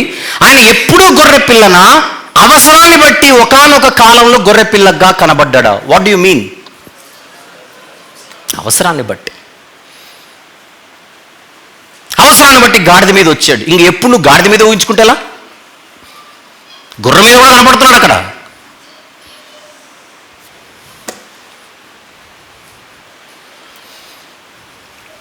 ఇప్పుడు కొన్ని వచనాలు చూద్దాం, ఖచ్చితంగా కొన్ని వచనాలు చూద్దాం. కీర్తనల గ్రంథం బాగా జాగ్రత్తగా మీరు చూడాలి, ముగించేస్తాను. కీర్తనల గ్రంథంలోని 90వ కీర్తన, కీర్తనల గ్రంథంలోని 90వ కీర్తన 2వ వచనం చూద్దాం. వర్స్ నెంబర్ 2, 2వ వచనం. పర్వతములు పుట్టక మునుపు, భూమిని లోకమును నీవు పుట్టింపక మునుపు, యుగ యుగములు నీవే దేవుడవు, యుగ యుగములు నీవే దేవుడవు. అందరు పెన్ తీసుకొని యుగ యుగములు అనే పదం అండర్లైన్ చేయండి. యుగ యుగములు అనే పదం అండర్లైన్ చేయండి. చేశారా? రైట్. యుగ యుగములు నీవే దేవుడు అంటే మీకు ఏమర్థమైంది? మీ భావం మనసులో ఏం మీకు మెదలుతోంది? యుగ యుగములు అంటే ఫరెవరా టెంపరరీనా? ఫరెవరా టెంపరరీనా? ఎల్లప్పుడూనా కొద్ది కాలమా? యుగ యుగములు అనే సెన్స్ ఎందులో ఉంది? ఇది ఎల్లప్పుడు, నిత్యత్వం, ఎల్లప్పుడు, ఇటర్నిటీ, ఎవర్ లాస్టింగ్. యుగ యుగములు నీవే దేవుడు అంటే ఎప్పుడూ నీవే దేవుడు. ఎప్పుడు, ఎల్లప్పుడు, సదాకాలము, శాశ్వత కాలము, నిత్యము అనే పదాలకు పర్యాయ పదంగా యుగ యుగములు అనే పదం వాడారు అక్కడ. యుగ యుగములు అన్న మాటలో మోషే గారి ఉద్దేశం ఏంటి? For ever, eternal, always. చూడండి ఒకసారి 90వ కీర్తన 2వ వచనములో యుగ యుగములు నీవే దేవుడు అన్నదాని కింద బాక్స్లో జూమ్ చేసి చూపిస్తాడు. బాక్స్లో జూమ్ చేసి చూపించి అండర్లైన్ చేసిన పదాలు మాత్రమే చూడండి. ఎవర్ లాస్టింగ్, యుగ యుగములు అన్నదానికి ఇంగ్లీష్లో ఏమన్నాడు? యుగ యుగములు అన్నదానికి ఇంగ్లీష్లో ఏమన్నాడు? From ever lasting to ever lasting, from ever lasting to ever lasting. Ever lasting అంటే మీనింగ్ ఏంటి? తెలుగులో చెప్పండి. ఎవర్ లాస్టింగ్ అంటే మీనింగ్ ఏంటి? నిత్యము, శాశ్వతము, ఫర్ ఎవర్ అని. దానికి ఇప్పుడు జాగ్రత్తగా చూడాలి. పైన మూల భాషలో, హీబ్రూ భాషలో ఏముందో చూడండి. ఓలాం, ఓలాం, ఓలాం, ఎవర్ లాస్టింగ్, ఎవర్ లాస్టింగ్, యుగ యుగములు, ఎవర్ లాస్టింగ్ అన్నదానికి హీబ్రూ భాషలో ఉన్న పదం ఏంటి? ఆ పదం అందరూ గుర్తుపెట్టుకోండి. ఓలాం. 90వ కీర్తన 2వ వచనంలో ఉన్నది కాసేపు. ఇది యెహోవా దేవుని గురించి, యెహోవా దేవుని గురించి. ఎందుకంటే యేసుప్రభు దేవుడు కాదనేటోళ్ళు ఉన్నారు కనుక యుగ యుగములు నీవే దేవుడు అంటే ఖచ్చితంగా యెహోవా దేవుని గురించి అయితే ఒప్పుకుంటారుగా కనీసం. యుగ యుగములు నీవే దేవుడు అనే మాటలో యెహోవా దేవుడు అయితే ఒప్పుకుంటారుగా కనీసం. రైట్. అంటే ఇప్పుడు యెహోవా దేవుడు ఎప్పుడు దేవుడు? ఈ వచనం ప్రకారంగా చెప్పండి. యెహోవా దేవుడు ఎప్పుడు దేవుడు? ఈ వచనం ప్రకారంగా శాశ్వతం, నిత్యము, ఎల్లప్పుడు. ఓలాం. ఇప్పుడు నెక్స్ట్ చూద్దాం. మీకా గ్రంథం, నెక్స్ట్ వచనం చూద్దాం. బైబిల్ తీద్దాం. మీకా గ్రంథము 5వ అధ్యాయం. మీకా గ్రంథము 5వ అధ్యాయం 2వ వచనం. ఫేమస్ వచనం, పాపులర్ వచనం, అందరికీ తెలిసిన వచనం. డిసెంబర్లో అయితే ఇంకా బాగా తెలుస్తుంది అందరికీ. మీకా గ్రంథం 5వ అధ్యాయం 2వ వచనం. బేత్లెహేము ఎఫ్రతా ఉందా? బేత్లెహేము ఎఫ్రాతా, యూదా వారి కుటుంబంలో నీవు స్వల్ప గ్రామమైనను నా కొరకు ఇశ్రాయేలీయులను ఏలబోవాడు నీలో నుండి వచ్చును. పురాతన కాలం మొదలుకొని అండర్లైన్ చేయండి పదం. పురాతన కాలం మొదలుకొని అండర్లైన్ చేయండి పదం. అక్కడ యుగ యుగములు అండర్లైన్ చేశారు, మర్చిపోక. అక్కడ 90వ కీర్తనలో యుగ యుగములు అండర్లైన్ చేశారు. ఇక్కడ ఏం అండర్లైన్ చేయమంటున్నా జాగ్రత్తగా చూడాలి. పురాతన కాలము మొదలుకొని శాశ్వత కాలము ఆయన ప్రత్యక్షమగుచుండెను. ఆయన ప్రత్యక్షమగుచుండెను. ఎవరు ఇక్కడున్న ఆయన? చెప్పండి, ఎవరిక్కడ ఆయన? యేసుప్రభువే. ఇంకేం డౌట్ పడాల్సిన అవసరం లేదు. బేత్లెహేము ఎఫ్రాతా, నీలో నుండి ఇశ్రాయేలును పరిపాలించేవాడు వచ్చినట్టు యేసుప్రభు గురించే. ఆ యేసుప్రభు గురించి ఏముంది? పురాతన కాలము మొదలుకొని శాశ్వత కాలము వరకు. బాగా వినండి ఇక్కడ మాట. పురాతన కాలము మొదలుకొని పాస్ట్, శాశ్వత కాలము వరకు ఫ్యూచర్. పురాతన కాలము మొదలుకొని పాస్ట్, శాశ్వత కాలము వరకు ఫ్యూచర్. ప్రత్యక్షమగుచు ఉండెను అంటే అర్థం ఏంటి? ఆయన పాస్ట్లో ఉన్నాడు, నెక్స్ట్ ఫ్యూచర్లో కూడా ఉంటాడు. ఫ్యూచర్లో ఎంతకాలం ఉంటాడు చెప్పండి అక్కడ. ఫ్యూచర్లో ఎంతకాలం ఉంటాడు? శాశ్వత కాలం ఉంటాడు. ఫ్యూచర్లో ఎంతకాలం ఉంటాడు? శాశ్వత కాలం ఉంటాడు. ఫ్యూచర్లో శాశ్వత కాలం ఉండబోయే ఆయన పురాతన కాలం మొదలుకొని ప్రత్యక్షం అవుతూ ఉన్నాడట. ఇప్పుడు పాయింట్ ఏంటంటే, పురాతన కాలము అనేది అండర్లైన్ చేయమన్నాను. మీరు అండర్లైన్ చేయకపోతే తప్పు మీదవుతుంది, నాది కాదు. ఇంత గట్టిగా చెప్తున్నా. పురాతన కాలము మొదలుకొని అనేటువంటి ఈ తెలుగు ఎక్స్ప్రెషన్కి, ఎక్స్క్యూజ్ మీ, మూల భాషలో ఏముందో చూద్దాం మళ్ళీ. On the screen please. మీకా గ్రంథం 5వ అధ్యాయం 2వ వచనం చూపిస్తున్నాం. బాక్స్లో ఉన్నది మీకు దగ్గర చేసి చూపిస్తున్నాడు. జాగ్రత్తగా చూడండి. పురాతన కాలము అనే తెలుగు దానికి, పురాతన కాలం అనే తెలుగు పదానికి ఇంగ్లీష్లో ఉన్న పదం ఎవర్ లాస్టింగ్. దానికి హీబ్రూలో ఏముందో చూడండి. పైన హీబ్రూలో ఏముంది? ఓలాం. ఎక్కడో చూసాం ఆ పదం ఇందాకే. ఎక్కడ చూసి వస్తున్నాం?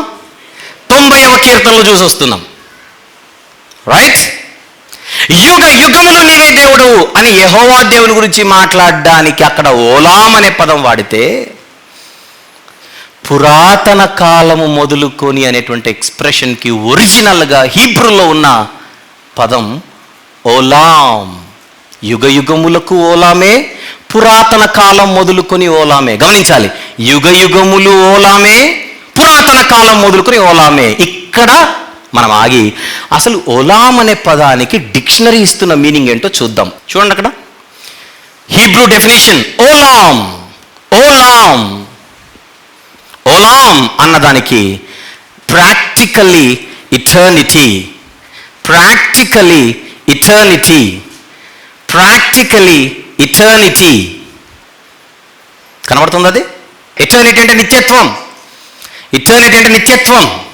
బేత్లెహేము ఎఫ్రాతా చదువుతున్నానమాట. యూదా వారి కుటుంబంలో నీవు స్వల్ప గ్రామమైనను నా కొరకు ఇశ్రాయేలీయులను ఏలబోవు వాడు నీలో నుండి వచ్చును, నీలో నుండి వచ్చును, నీలో నుండి వచ్చును. కానీ వచ్చిన తర్వాత ఉనికిలో ఉండేవాడు కాదు, రాకముందు కూడా ఆయన ఉన్నవాడే. 2000 సంవత్సరాల క్రితం బేత్లెహేములో యేసు ప్రభు పుట్టాడు. Yes or no? దావీదు పట్టణమందు నేడు మీ కొరకు రక్షకుడు పుట్టి ఉన్నాడు. నేడు మీ కొరకు రక్షకుడు పుట్టి ఉన్నాడు. సత్యమును గూర్చి సాక్ష్యం ఇచ్చుటకు, పిలాతు ఎదుట ఏమంటున్నాడు యేసుప్రభు వారు? సత్యమును గూర్చి సాక్ష్యం ఇచ్చుటకు నేను పుట్టి తిని. నేను పుట్టిందే సత్యం గురించి సాక్ష్యం చెప్పడానికి. ఎక్కడ పుట్టావు ప్రభు అని అడిగితే బేత్లెహేంలో పుట్టాను. పిలాతుతో చెప్పింది బేత్లెహేంలో పుట్టానని, పరలోకంలో పుట్టానని కాదు. అది బేత్లెహేంకు తీసుకోవాలి. కొంతమంది సాక్ష్యముల గురించి సాక్ష్యం ఇచ్చినప్పుడు నేను పుట్టి తినంటే పరలోకంలో పుట్టాను, ఇక్కడికి వచ్చాను అని చెప్తున్నారు. పరలోకంలో పుట్టి ఇక్కడికి రాలా. పరలోకంలో ఉన్నవాడు భూమి మీద పుట్టాడు. పరలోకంలో ఉన్నవాడు భూమి మీద పుట్టాడు. మనం రెండో భాగంలో ఉన్న మర్చిపోకండి. పుట్టుట అనగా అనగానే 2 మీనింగ్స్ ఉన్నాయంటున్నాను. ఏమిటి? ఒకటి, ఉనికిలో లేనిది పుట్టడం. సూర్యుడు, చంద్రుడు, నక్షత్రాలు, పశువులు, పక్షులు మొత్తం వగేరా. కానీ ఒక స్థితిలో నుండి, ఉనికిలో ఉండి ఒక స్థితిలో నుండి మరొక ఫార్మాట్లోనికి వస్తే, ఎక్స్క్యూజ్ మీ, అది కూడా పుట్టుటే. నేను అందరూ అడుగుతున్నాను, మీకున్న కామన్ నాలెడ్జ్ని బట్టి చెప్పండి. బేత్లెహేంలో యేసుప్రభు వారు పుట్టక ముందు ఉన్నాడా లేడా? అది చెప్పండి. ఉన్నాడు. ఇక్కడ లేడు, భూమి మీద లేడు. మరొక చోటు ఉన్నాడు, మరొక ఫార్మాట్లో ఉన్నాడు. అంతేనా? నికోదేముతో అంటున్నాడు, ఒకడు క్రొత్తగా జన్మించితేనే కానీ దేవుని రాజ్యం చూడలేడు. అది ఎలా సాధ్యం అన్నాడు, అంతే, మ్యాటర్ అర్థం కాక. నీటి మూలముగాను ఆత్మ మూలముగాను జన్మించాలి, ఇది పునర్జన్మ. ఎంతమంది ఇక్కడ బ్యాప్టిజం తీసుకున్నారు చేయొత్తంటే పొరపాటున? ప్లీజ్, బ్యాప్టిజం తీసుకున్న వాళ్ళందరూ చేయొత్తంటే. ఇప్పుడు మీరు మళ్ళీ పుట్టినోళ్ళ కాదా? నాకు తెలియక అడుగుతున్నా, మీరు మళ్ళీ పుట్టినోళ్ళేనా? మళ్ళీ పుట్టారు మీరు. వారు దేవుని వలన పుట్టినవారే గాని మనుషులేచ్చే వలన పుట్టినవారు కారు అంటున్నాడు యోహాను సువార్త 1వ అధ్యాయంలో. యేసుక్రీస్తు ప్రభు నామమందు విశ్వాసం ఉంచి పాపక్షమాపణ నిమిత్తం శిలువలో ఆయన కాచిన రక్తంలో ఎవరైతే తమ జీవితాలు కడుక్కుంటారో బాప్తిస్మం అప్పుడు వాళ్ళు మరలా పుడుతున్నారు, పునర్జన్మ. మరలా పుడుతున్నారు, పునర్జన్మ. అంటే నేను బ్యాప్టిజం తీసుకోకముందు నేను లేనా? బ్యాప్టిజం తీసుకోకముందు మీరు లేరా? ఉన్నారు, వేరే ఫార్మాట్లో ఉన్నారు. అదే ఫార్మాట్ పాపపు స్థితి అనే ఫార్మాట్. ఇప్పుడే ఫార్మాట్లోనికి వచ్చారు, కడుగబడిన స్థితి అనే ఫార్మాట్. పరిశుద్ధుల జాబితాలోనికి వచ్చేసారు. అప్పుడున్న స్థితి వేరు, ఇప్పుడున్న స్థితి వేరు. ఇప్పుడు మీరు మరలా పుట్టారు. పుట్టుట అనగానే పుట్టుట అనే పదం కనబడగానే ఎక్కడైనా పుట్టుట అనే పదం ఎక్కడ కనపడినా వెంటనే ఒకప్పుడు లేడు ఇప్పుడు పుట్టాడు, ఒకప్పుడు లేడు ఇక్కడ పుట్టాడని ఇమ్మీడియట్గా దాన్ని ఎత్తికెక్కించుకోకూడదు. సెకండ్ భాగం మాట్లాడుతున్న పార్ట్ 2, రెండవ భాగం మాట్లాడుతున్నా. ఏమిటది? పుట్టుటంటే ఏమని అర్థం చేసుకుంటున్నారు మీరు? అది పాయింట్. అందులో భాగంగా కీర్తనల్లో యుగయుగములు అంటే ఎక్స్ప్రెషన్ ఏంటో చూపించాను. నెక్స్ట్ పురాతన కాలం మొదలుకొని మీకా గ్రంథంలో చూపించాను. ఈ రెండింటికి హీబ్రూలో ఉన్న పదం ఏంటి? ఓలాం. ఇప్పుడు రండి సామెతల 8కి. ఎందుకు సామెతలు ఎందుకు రమ్మన్నాను చెప్పనా? అయ్యగారు, ఏ అయ్యగారు, నా మెసేజ్ కంటే ముందు ఫస్ట్లో చూపించారుగా వీడియో, అందులో ఉన్న అయ్యగారు సామెతలు 8:23లో కూడా ఏముందో చూడండి అని మనకు చెప్పాడు. అందుకే చూస్తున్నాను నేను. సామెతలు 8:23లో ఏముందో చూద్దాం. ఏమిటో చూద్దాం. పూర్వకాలమందు తన సృష్టి ఆరంభమున తన కార్యములలో ప్రథమమైన దానిగా కాదు, మొట్టమొదట యెహోవా నన్ను కలిగి ఉండెను. అది మీనింగ్ అక్కడ చెప్పాను, అది క్లియర్ అయిపోయింది. 23 అనాది కాలము మొదలుకొని మొదట నుండి భూమి ఉత్పత్తి అయిన కాలమునకు పూర్వము నేను నియమింపబడి తిని. ఈ సెంటెన్స్లో అనాది కాలం అనే పదం ఉంది చూడండి తెలుగులో. అనాది కాలము. దీనికి మూల భాషలో ఏముందో చూద్దాం. మీకు స్క్రీన్ మీద సామెతలు 8:23 చూపిస్తున్నాడు. స్క్రీన్ మీద మీకు సామెతలు 8:23 చూపిస్తున్నాడు. దానికి అనాది కాలం అన్న పదానికి ఇంగ్లీష్లోను హీబ్రూలోను ఏముందో చూద్దాం. Ever lasting. అనాది కాలం మొదలుకొని ఎవర్ లాస్టింగ్. హీబ్రూలో ఏముంది? ఓలాం అనే పదం, ఎవర్ లాస్టింగ్ అనే పదం ఎక్కడెక్కడ చూసి వచ్చాం ఇప్పుడే. కీర్తనలు 90లో చూసాం, మీకా గ్రంథం 5లో చూసాం. కీర్తనలు 90వ అధ్యాయం 2వ వచనంలో చూసాం, మీకా గ్రంథం 5వ అధ్యాయం 2వ వచనంలో చూసాం. కీర్తనల గ్రంథం 90వ కీర్తనలో యుగ యుగములు అన్న దానికి ఓలాం వాడాడు, ఇంగ్లీష్లో ఎవర్ లాస్టింగ్ వాడాడు. మీకా గ్రంథం 5వ అధ్యాయం 2వ వచనంలో పురాతన కాలం మొదలుకొని ఓలాం ఎవర్ లాస్టింగ్ వాడాడు. 8:23 సామెతల గ్రంథంలో అనాది కాలము మొదలుకొని అనాది కాలము అన్న తెలుగు ఎక్స్ప్రెషన్కి కూడా ఇంగ్లీష్లో ఎవర్ లాస్టింగ్ అనే ఉంది. పైపెచ్చు మూల భాషలో ఏముంది? ఓలాం. ఓలాం అంటే అర్థం ఏంటి? Ever lasting, ever lasting, ever lasting. ఇప్పుడు సామెతల గ్రంథం 8లో అది జ్ఞానానికి అప్లై చేసిన ఎవర్ లాస్టింగే. చెప్పండి, యేసు ప్రభుకి అప్లై చేసిన ఎవర్ లాస్టింగే వస్తుంది. ఇప్పుడు ఏం చేద్దాం? అది ఇంతకు జ్ఞానం గురించా యేసు ప్రభు గురించా అనేది రెండో పంచాయతీ. ఈ పాయింట్ అర్థమవుతుందో లేదో? సామెతల గ్రంథం 8:22 నుంచి 36లో ఉన్నది జ్ఞానం గురించా యేసు ప్రభు గురించా సెకండరీ ఇష్యూ. కానీ ఫస్ట్ ఇష్యూ ఏంటి?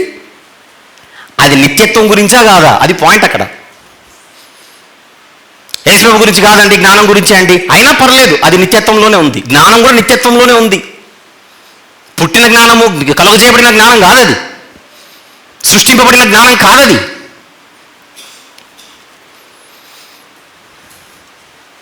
I'm answering this gentlemen whom we have seen in the beginning. answering those who are following such doctrines, whoever they may be. వాళ్ళు ఎవరైనా సరే, నేనైనా సరే, మీరైనా సరే, ఎవరైనా సరే. అక్కడ అనాది కాలం మొదలుకొని అనేటువంటి పదానికి ఓలాం, యుగయుగములు అనే పదానికి ఓలాం, అండ్ పురాతన కాలం మొదలుకొని ఓలాం. అందుచేత ప్రియ సోదరులారా, సోదరిమణులారా, 8వ అధ్యాయం 22వ వచనం నుంచి 36వ వచనం వరకు ఉన్నది ఏదైతే ఉందో, ఫస్ట్లో చెప్పాను, క్రైస్తవ పండిత ప్రపంచంలో 3 అభిప్రాయాలు ఉన్నాయని చెప్పాను. నెంబర్ 1 ఓన్లీ జ్ఞానం గురించే, నెంబర్ 2 ఓన్లీ యేసుప్రభు గురించే, నెంబర్ 3 ప్యారలల్గా ఇద్దరు గురించి చెప్పబడినటువంటి సందర్భం అన్నాను. ఇప్పుడు నా పాయింట్ ఏంటంటే, ఓన్లీ జ్ఞానం గురించి అయినా, నెక్స్ట్ ఓన్లీ యేసుప్రభు గురించి అయినా, నెక్స్ట్ ఇద్దరి గురించి ప్యారలల్గా ఉన్నా, అక్కడ కనబడుతున్న కాంటెక్స్ట్ అంట దేని కాంటెక్స్ట్? అది ఇటర్నిటీ కాంటెక్స్ట్. నిత్యత్వ భావంలోనే ఉంది కానీ కలుగజేయబడిన భావంలో లేదు. అందుకే పరిశోధనలో మూల భాషల అవసరత కూడా చాలా ఉంటుంది. కొంతమంది తెలియక మూల భాష మనకెందుకంటే, మూల భాష మనకెందుకంటే అంటే ఇలాంటి వాళ్ళు ఉన్నారు, మాట్లాడుతున్నారు అజ్ఞానంగా మాట్లాడుతున్నారు. మళ్ళీ ఏం చేద్దాం? ఎంతమందికి అర్థమైంది ఇంతవరకు నేను చెప్పింది? 22 వివరించాను, 23 వివరించాను. ఇప్పుడు మీకు కలుగజేసిన అనే పదం జాగ్రత్త అన్నాను, అనాది కాలము అన్న పదం కూడా జాగ్రత్త అన్నాను. ఒక మాట అడుగుతాను, పేతురు గారు వ్రాసిన మొదటి పత్రికలో ఒక పదం తీద్దాం, ముగిచ్చేస్తాను. ఇక 5 నిమిషాలు మ్యాక్సిమం. పేతురు గారు వ్రాసిన మొదటి పత్రిక 1వ అధ్యాయం 1వ వచనం చూద్దాం. ఆయన జగత్తు పునాది వేయబడక మునిపే నియమింపబడెను. జగత్తు పునాది వేయబడక మునిపే నియమింపబడెను.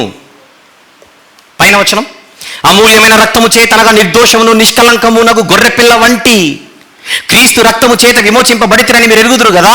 ఆయన జగత్తు పునాది వేయబడక మునిపే నియమింపబడెను. దేనికి నియమింపబడెను చెప్పండి? దేనికి నియమింపబడెను? బలి కోసం, రక్తం చిందించడం కోసం. జగత్తు పునాది వేయబడక మునిపే నియామకం జరిగింది. నియామకం జరిగింది. దేనికోసం? బలి కోసం. ఇది అలానే మైండ్లో పెట్టుకొని ప్రకటన గ్రంథం 13వ అధ్యాయం, ప్రకటన గ్రంథము 13వ అధ్యాయం 8వ వచనం, ప్రకటన గ్రంథం 13వ అధ్యాయము 8వ వచనం ప్లీజ్. భూనివాసులందరూ అనగా జగదుత్పత్తి మొదలుకొని వధింపబడిన గొర్రెపిల్ల. జగదుత్పత్తి మొదలుకొని వధింపబడిన గొర్రెపిల్ల. అసలు జగదుత్పత్తి మొదలుకొని ఎప్పుడు వధింపబడ్డాడు? మొన్న కదా, 2000 సంవత్సరాల క్రితం కదా ఆయన సిలువ ఎక్కింది, బలైంది. కార్యరూపం దాల్చింది మొన్న. నియామకం జగత్తు పునాది వేయబడక మునిపే. మీరు చెప్పండి, యేసుక్రీస్తు వారు బలి అవ్వడం వలన మనకు వచ్చిన లాభం ఏంటి? మనం ఆయన కార్చిన రక్తంలో కడుగబడి పరిశుద్ధులు అవ్వడం, అదేనా? అపవాది పిల్లలుగా ఉన్న మనము మరలా దేవుని పిల్లలుగా మారడం, ఇదే కదా కాన్సెప్ట్. అందుకే జగత్తు పునాది వేయబడక మునిపే క్రీస్తులో మనము ఏర్పరచబడిన వారు. అందుకే గుర్తుపెట్టుకోండి, కర్నూల్లో 7వ జాతీయ లేఖనాల పరిశోధన సదస్సు, బైబిల్ విజ్ఞాన సదస్సు నెక్స్ట్ మంత్ అక్టోబర్లో స్టార్ట్ అవుతాయి. కానీ ఫిక్స్ అయింది ఎప్పుడు డేట్? అక్టోబర్లో మీటింగ్లు జరగాలని డేట్ ఫిక్స్ అయింది ఎప్పుడు? 2 ఏళ్ల కిందట, కరోనా కంటే ముందు 2 ఏళ్ల కిందట ఫిక్స్ అయిన డేట్. ఫిక్స్ అయింది ఎప్పుడో, జరిగేది వచ్చే నెల. యేసు ప్రభు యొక్క బలిని గూర్చిన నియామకం జగత్తు పునాది వేయక బడక మునిపే జరిగితే అది పిక్చర్లోనికి వచ్చింది మొన్న 2000 సంవత్సరాల క్రితం. ఇంకా చెప్పాలంటే జగదుత్పత్తి మొదలుకొని వధింపబడిన గొర్రెపిల్ల అని చూడండి ప్రకటన గ్రంథంలో. మళ్ళీ జగదుత్పత్తి మొదలుకొని వధింపబడిన గొర్రెపిల్ల.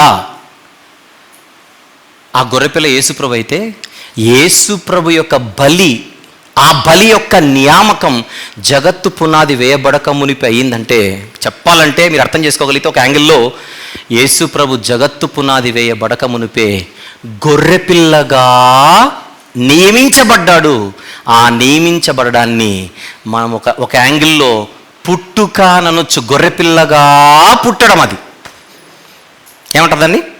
Sometimes even appointment is also a kind of birth. కొంతమంది అంటుంటారు, నన్ను కన్నది మా అమ్మ నాన్నైనా రాజకీయ జన్మనిచ్చింది మాత్రం ఈ పెద్ద ఆయన. ఏ జన్మ ఇది చెప్పండి? రాజకీయ జన్మ. ఒక సామాన్యుడిగా ఎప్పుడో పుట్టాను, కానీ ఒక లీడర్గా మొన్న పుట్టాను అంటాడు ఒక ఆయన. అంతేనా కదా చెప్పండి? ఎంతోమంది నటులు నాయకులుగా కనబడుతున్నారు సమాజంలో. వాళ్ళని ఒకవేళ మైక్ ఇచ్చి మాట్లాడమంటే నేను నటుడిగా ఎప్పుడో పుట్టాను, నాయకుడిగా మొన్న పుట్టాను అంటాడు. నటుడిగా పుట్టడం ఏంటి, నాయకునిగా పుట్టడం ఏంటి? నటుడు అనే ఒక జోన్, ఇప్పుడు నాయకుడు అనే మరొక జోన్. అర్థమవుతుంది మీకు పాయింట్? అలాగే ఒక స్థితిలో నుంచి మరొక స్థితిలోనికి ఒకరు నియమింపబడితే, ఒక నియామకంలోనికి వస్తే అది ఆ దానికి సంబంధించిన ఒక రకమైన బర్త్, పుట్టుక. అంతేగాని ఒకప్పుడు లేడు మళ్ళీ పుట్టాడని కాదు. కొన్ని వారాల కింద ఒక మాట చెప్పాను, నీవు నా కుమారుడు, నేడు నేను నిన్ను కని ఉన్నాననే మాట దేనికి అప్లై అవుతుంది? యేసుక్రీస్తు ప్రభు వారు మరణించి తిరిగి లేచిన తర్వాత కదా. చూద్దాం అన్నమాట. అపోస్తుల కార్యములు 13వ అధ్యాయం. క్విక్. అపోస్తుల కార్యములు 13వ అధ్యాయం 32-33 వచనములు. 32-33. దేవుడు యేసును లేపి పితరులకు చేసిన వాగ్దానమును మన పిల్లలకు నెరవేర్చున్నాడని మేము మీకు సువార్త ప్రకటించుచున్నాము. అలాగే ఆయన ఎప్పుడైతే మరణించి తిరిగి లేచాడో ఒక ప్రవచనం నెరవేరుతోంది అంటున్నాడు. ఏమిటి ఆ ప్రవచనం? నీవు నా కుమారుడవు, నేడు నేను నిన్ను కంటిని అని 2వ కీర్తన యందు వ్రాయబడి ఉన్నది. ఆ 2వ కీర్తన యందు వ్రాయబడినటువంటి ప్రవచనం ఎప్పుడు నెరవేరుతోంది? ఆయన పునరుత్థానము తర్వాత జరుగుతోంది. ఎక్స్ప్లెయిన్ చేశాను ఇంతకుముందు, మళ్ళీ ఇప్పుడు నేను లోపలికి వెళ్ళట్లా. కని ఉన్నాను అంటే నువ్వు ఇప్పుడు పుట్టావు అని అర్థం. ఏమిగా పుట్టాడు? లేనివాడు పుట్టాడా? ఇప్పుడు కొత్త ఎగ్జిస్టెన్స్లోనికి వస్తున్నాడు, కొత్త ఫార్మాట్లోనికి వస్తున్నాడు. మరణాన్ని గెలిచి తిరిగి లేచి కొత్త స్థితిలోనికి యేసుప్రభు వస్తున్నాడు. అదొక పుట్టుక. మరణాన్ని గెలిచి తిరిగి లేవడం అనేది అదొక రకమైన పుట్టుక. For your kind information. అందుకే సద్దూకయ్యులకు ఆన్సర్ చెబుతూ ఏమని చెప్పాడు? వారు పునరుత్థానపు కుమారులయుందురు. మీకు గుర్తు లేకపోతే నేను చెప్తున్నాను, ఇవన్నీ కూడా గుర్తు లేకపోతే చెబుతున్నాను. లూకా సువార్త క్విక్ 20వ అధ్యాయం 36వ వచనం. లూకా సువార్త 20:36. వారు పునరుత్థానములో పాలివారయ్యుండి పైన మీరు 27 నుంచి చూస్తే సద్దూకయ్యులతో సంభాషణ అని మీకు కాంటెక్స్ట్ అర్థమవుతుంది. ఎన్నో వచనం చూద్దాం ఇప్పుడు. 36. వారు పునరుత్థానములు పాలివారయ్యుండి దేవదూత సమానులను దేవుని కుమారులు నయ్యుందురు గనుక వారికను చావనేరరు అని పైన పాలివారయ్యుండి అన్న దానికి ఫుట్ నోట్లు ఏముంది? పునరుత్థానపు కుమారులు. ఇప్పుడు మనం మట్టి దేహంలో పుట్టిన వారము, చచ్చిపోయిన తర్వాత తిరిగి లేస్తే పరిశుద్ధుల జాబితాలో ఉంటే అప్పుడు మహిమ శరీరాలతో మరొక పుట్టుకది. ఎంతమంది నమ్ముతున్నారు పరిశుద్ధులుగా మేము చనిపోతే మహిమ శరీరంతో తిరిగి లేస్తామని? నమ్మేటోళ్ళు చేయొద్దండి. నమ్మకపోతే మళ్ళీ రాత్రంతా మీటింగ్, మళ్ళీ రెజరక్షన్ గురించి పాఠాలు చెప్పాల్సి వస్తుంది. అప్పుడు మట్టి జీవితం ఇది. మట్టి జీవితపు పుట్టుకలో ఉన్నాం మనం. పరిశుద్ధులుగా చనిపోతే రేపు పొద్దున మళ్ళీ యేసుప్రభు వచ్చిన తర్వాత మరలా మనము మహిమగల జీవితంలోనికి ప్రవేశించబోయే కొత్త జన్మది. పునరుత్థానపు పుట్టుక, పునరుత్థానపు జన్మ. చూసారా పుట్టుకంటే ఏమి మనకు అర్థమవుతుంది? యేసుక్రీస్తు ప్రభు వారు మరణించి తిరిగి లేచి వెళ్ళిపోయిన తర్వాత చాలాసార్లు చెప్పాను, పరలోకంలో సింహాసనమందు ఆసీనుడై సర్వాధికారము పొందినవాడై ఇప్పుడు మరొక ఫార్మాట్లోనికి వచ్చేసాడు. రాజ్య పరిపాలన బాధ్యతల్లోనికి వచ్చేసాడు. మరొక అనదర్ ఫంక్షన్ అది. నీవు నా కుమారుడవు, నేడు నేను నిన్ను కని ఉన్నాను అన్న ప్రవచనం యేసులోకి ఎప్పుడు అప్లై అవుతుంది? మరణించి తిరిగి లేచిన తర్వాత, ఎప్పుడో పరలోకంలో కాదు. ఇక్కడ నేను చెప్పాలనుకున్న పాయింట్ అదే. నియామకము కూడా కొన్ని సందర్భాలలో ఏ సెన్స్లో కనపడుతుంటుంది? పుట్టుక.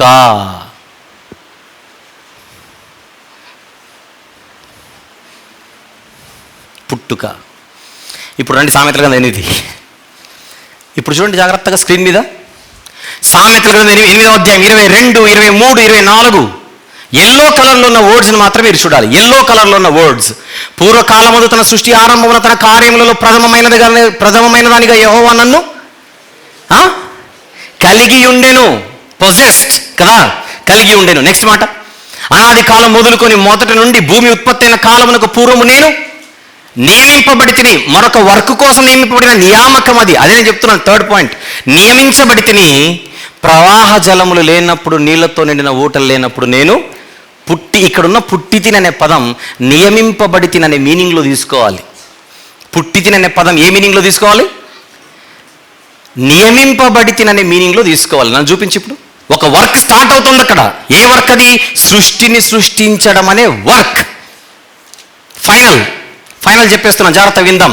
సామెతల గ్రంథం 8వ అధ్యాయములో సృష్టిని చేసేటువంటి ఒక వర్క్ను గురించిన ఒక కాంటెక్స్ట్ అది. సామెతల గ్రంథం 3లో కానీ, ఇర్మియా గ్రంథం 10వ అధ్యాయంలో కానీ దేవుడు దేని వలన భూమిని స్థాపించడం చదువుకున్నాం? జ్ఞానము వలన, జ్ఞానము చేత. అంటే సృష్టింపబడినప్పుడు యాక్టివ్ రోల్ ఎవరు ప్లే చేస్తున్నారు? జ్ఞానము లేకుండా ఇవన్నీ చేయబడ్డాయా? జ్ఞానము చేతి ఇవన్నీ చేయబడ్డాయా? చెప్పండి. అంటే జ్ఞానము అనేది, విజ్డమ్ అన్నది యాక్టివ్ రోల్లో ఉంది. ఆ యాక్టివ్ రోల్ని దేవుడు యాక్టివేట్ చేశాడు. అర్థమైంది పాయింట్? రోల్ని యాక్టివేట్ చేయడం. ఒక చిన్న ఎగ్జాంపుల్. జోసెఫ్ ఒకసారి పైకి కమ్. ఈ సంఘ పరిచర్యలో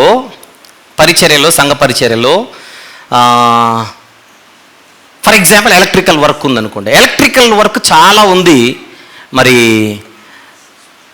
ఎవరు పడితే వాళ్ళు వెళ్ళి వేలు పెడుతున్నారు, ఎవరు పడితే వాళ్ళు వెళ్ళి ఏదేదో పనులు చేస్తున్నారని ఇప్పుడు నేను ఏం చేస్తున్నానంటే, ఎగ్జాంపుల్ చెప్తున్నాను, నిజంగా కాదు, ఎదురు చెప్తున్నారు, సీరియస్ తీసుకోకండి.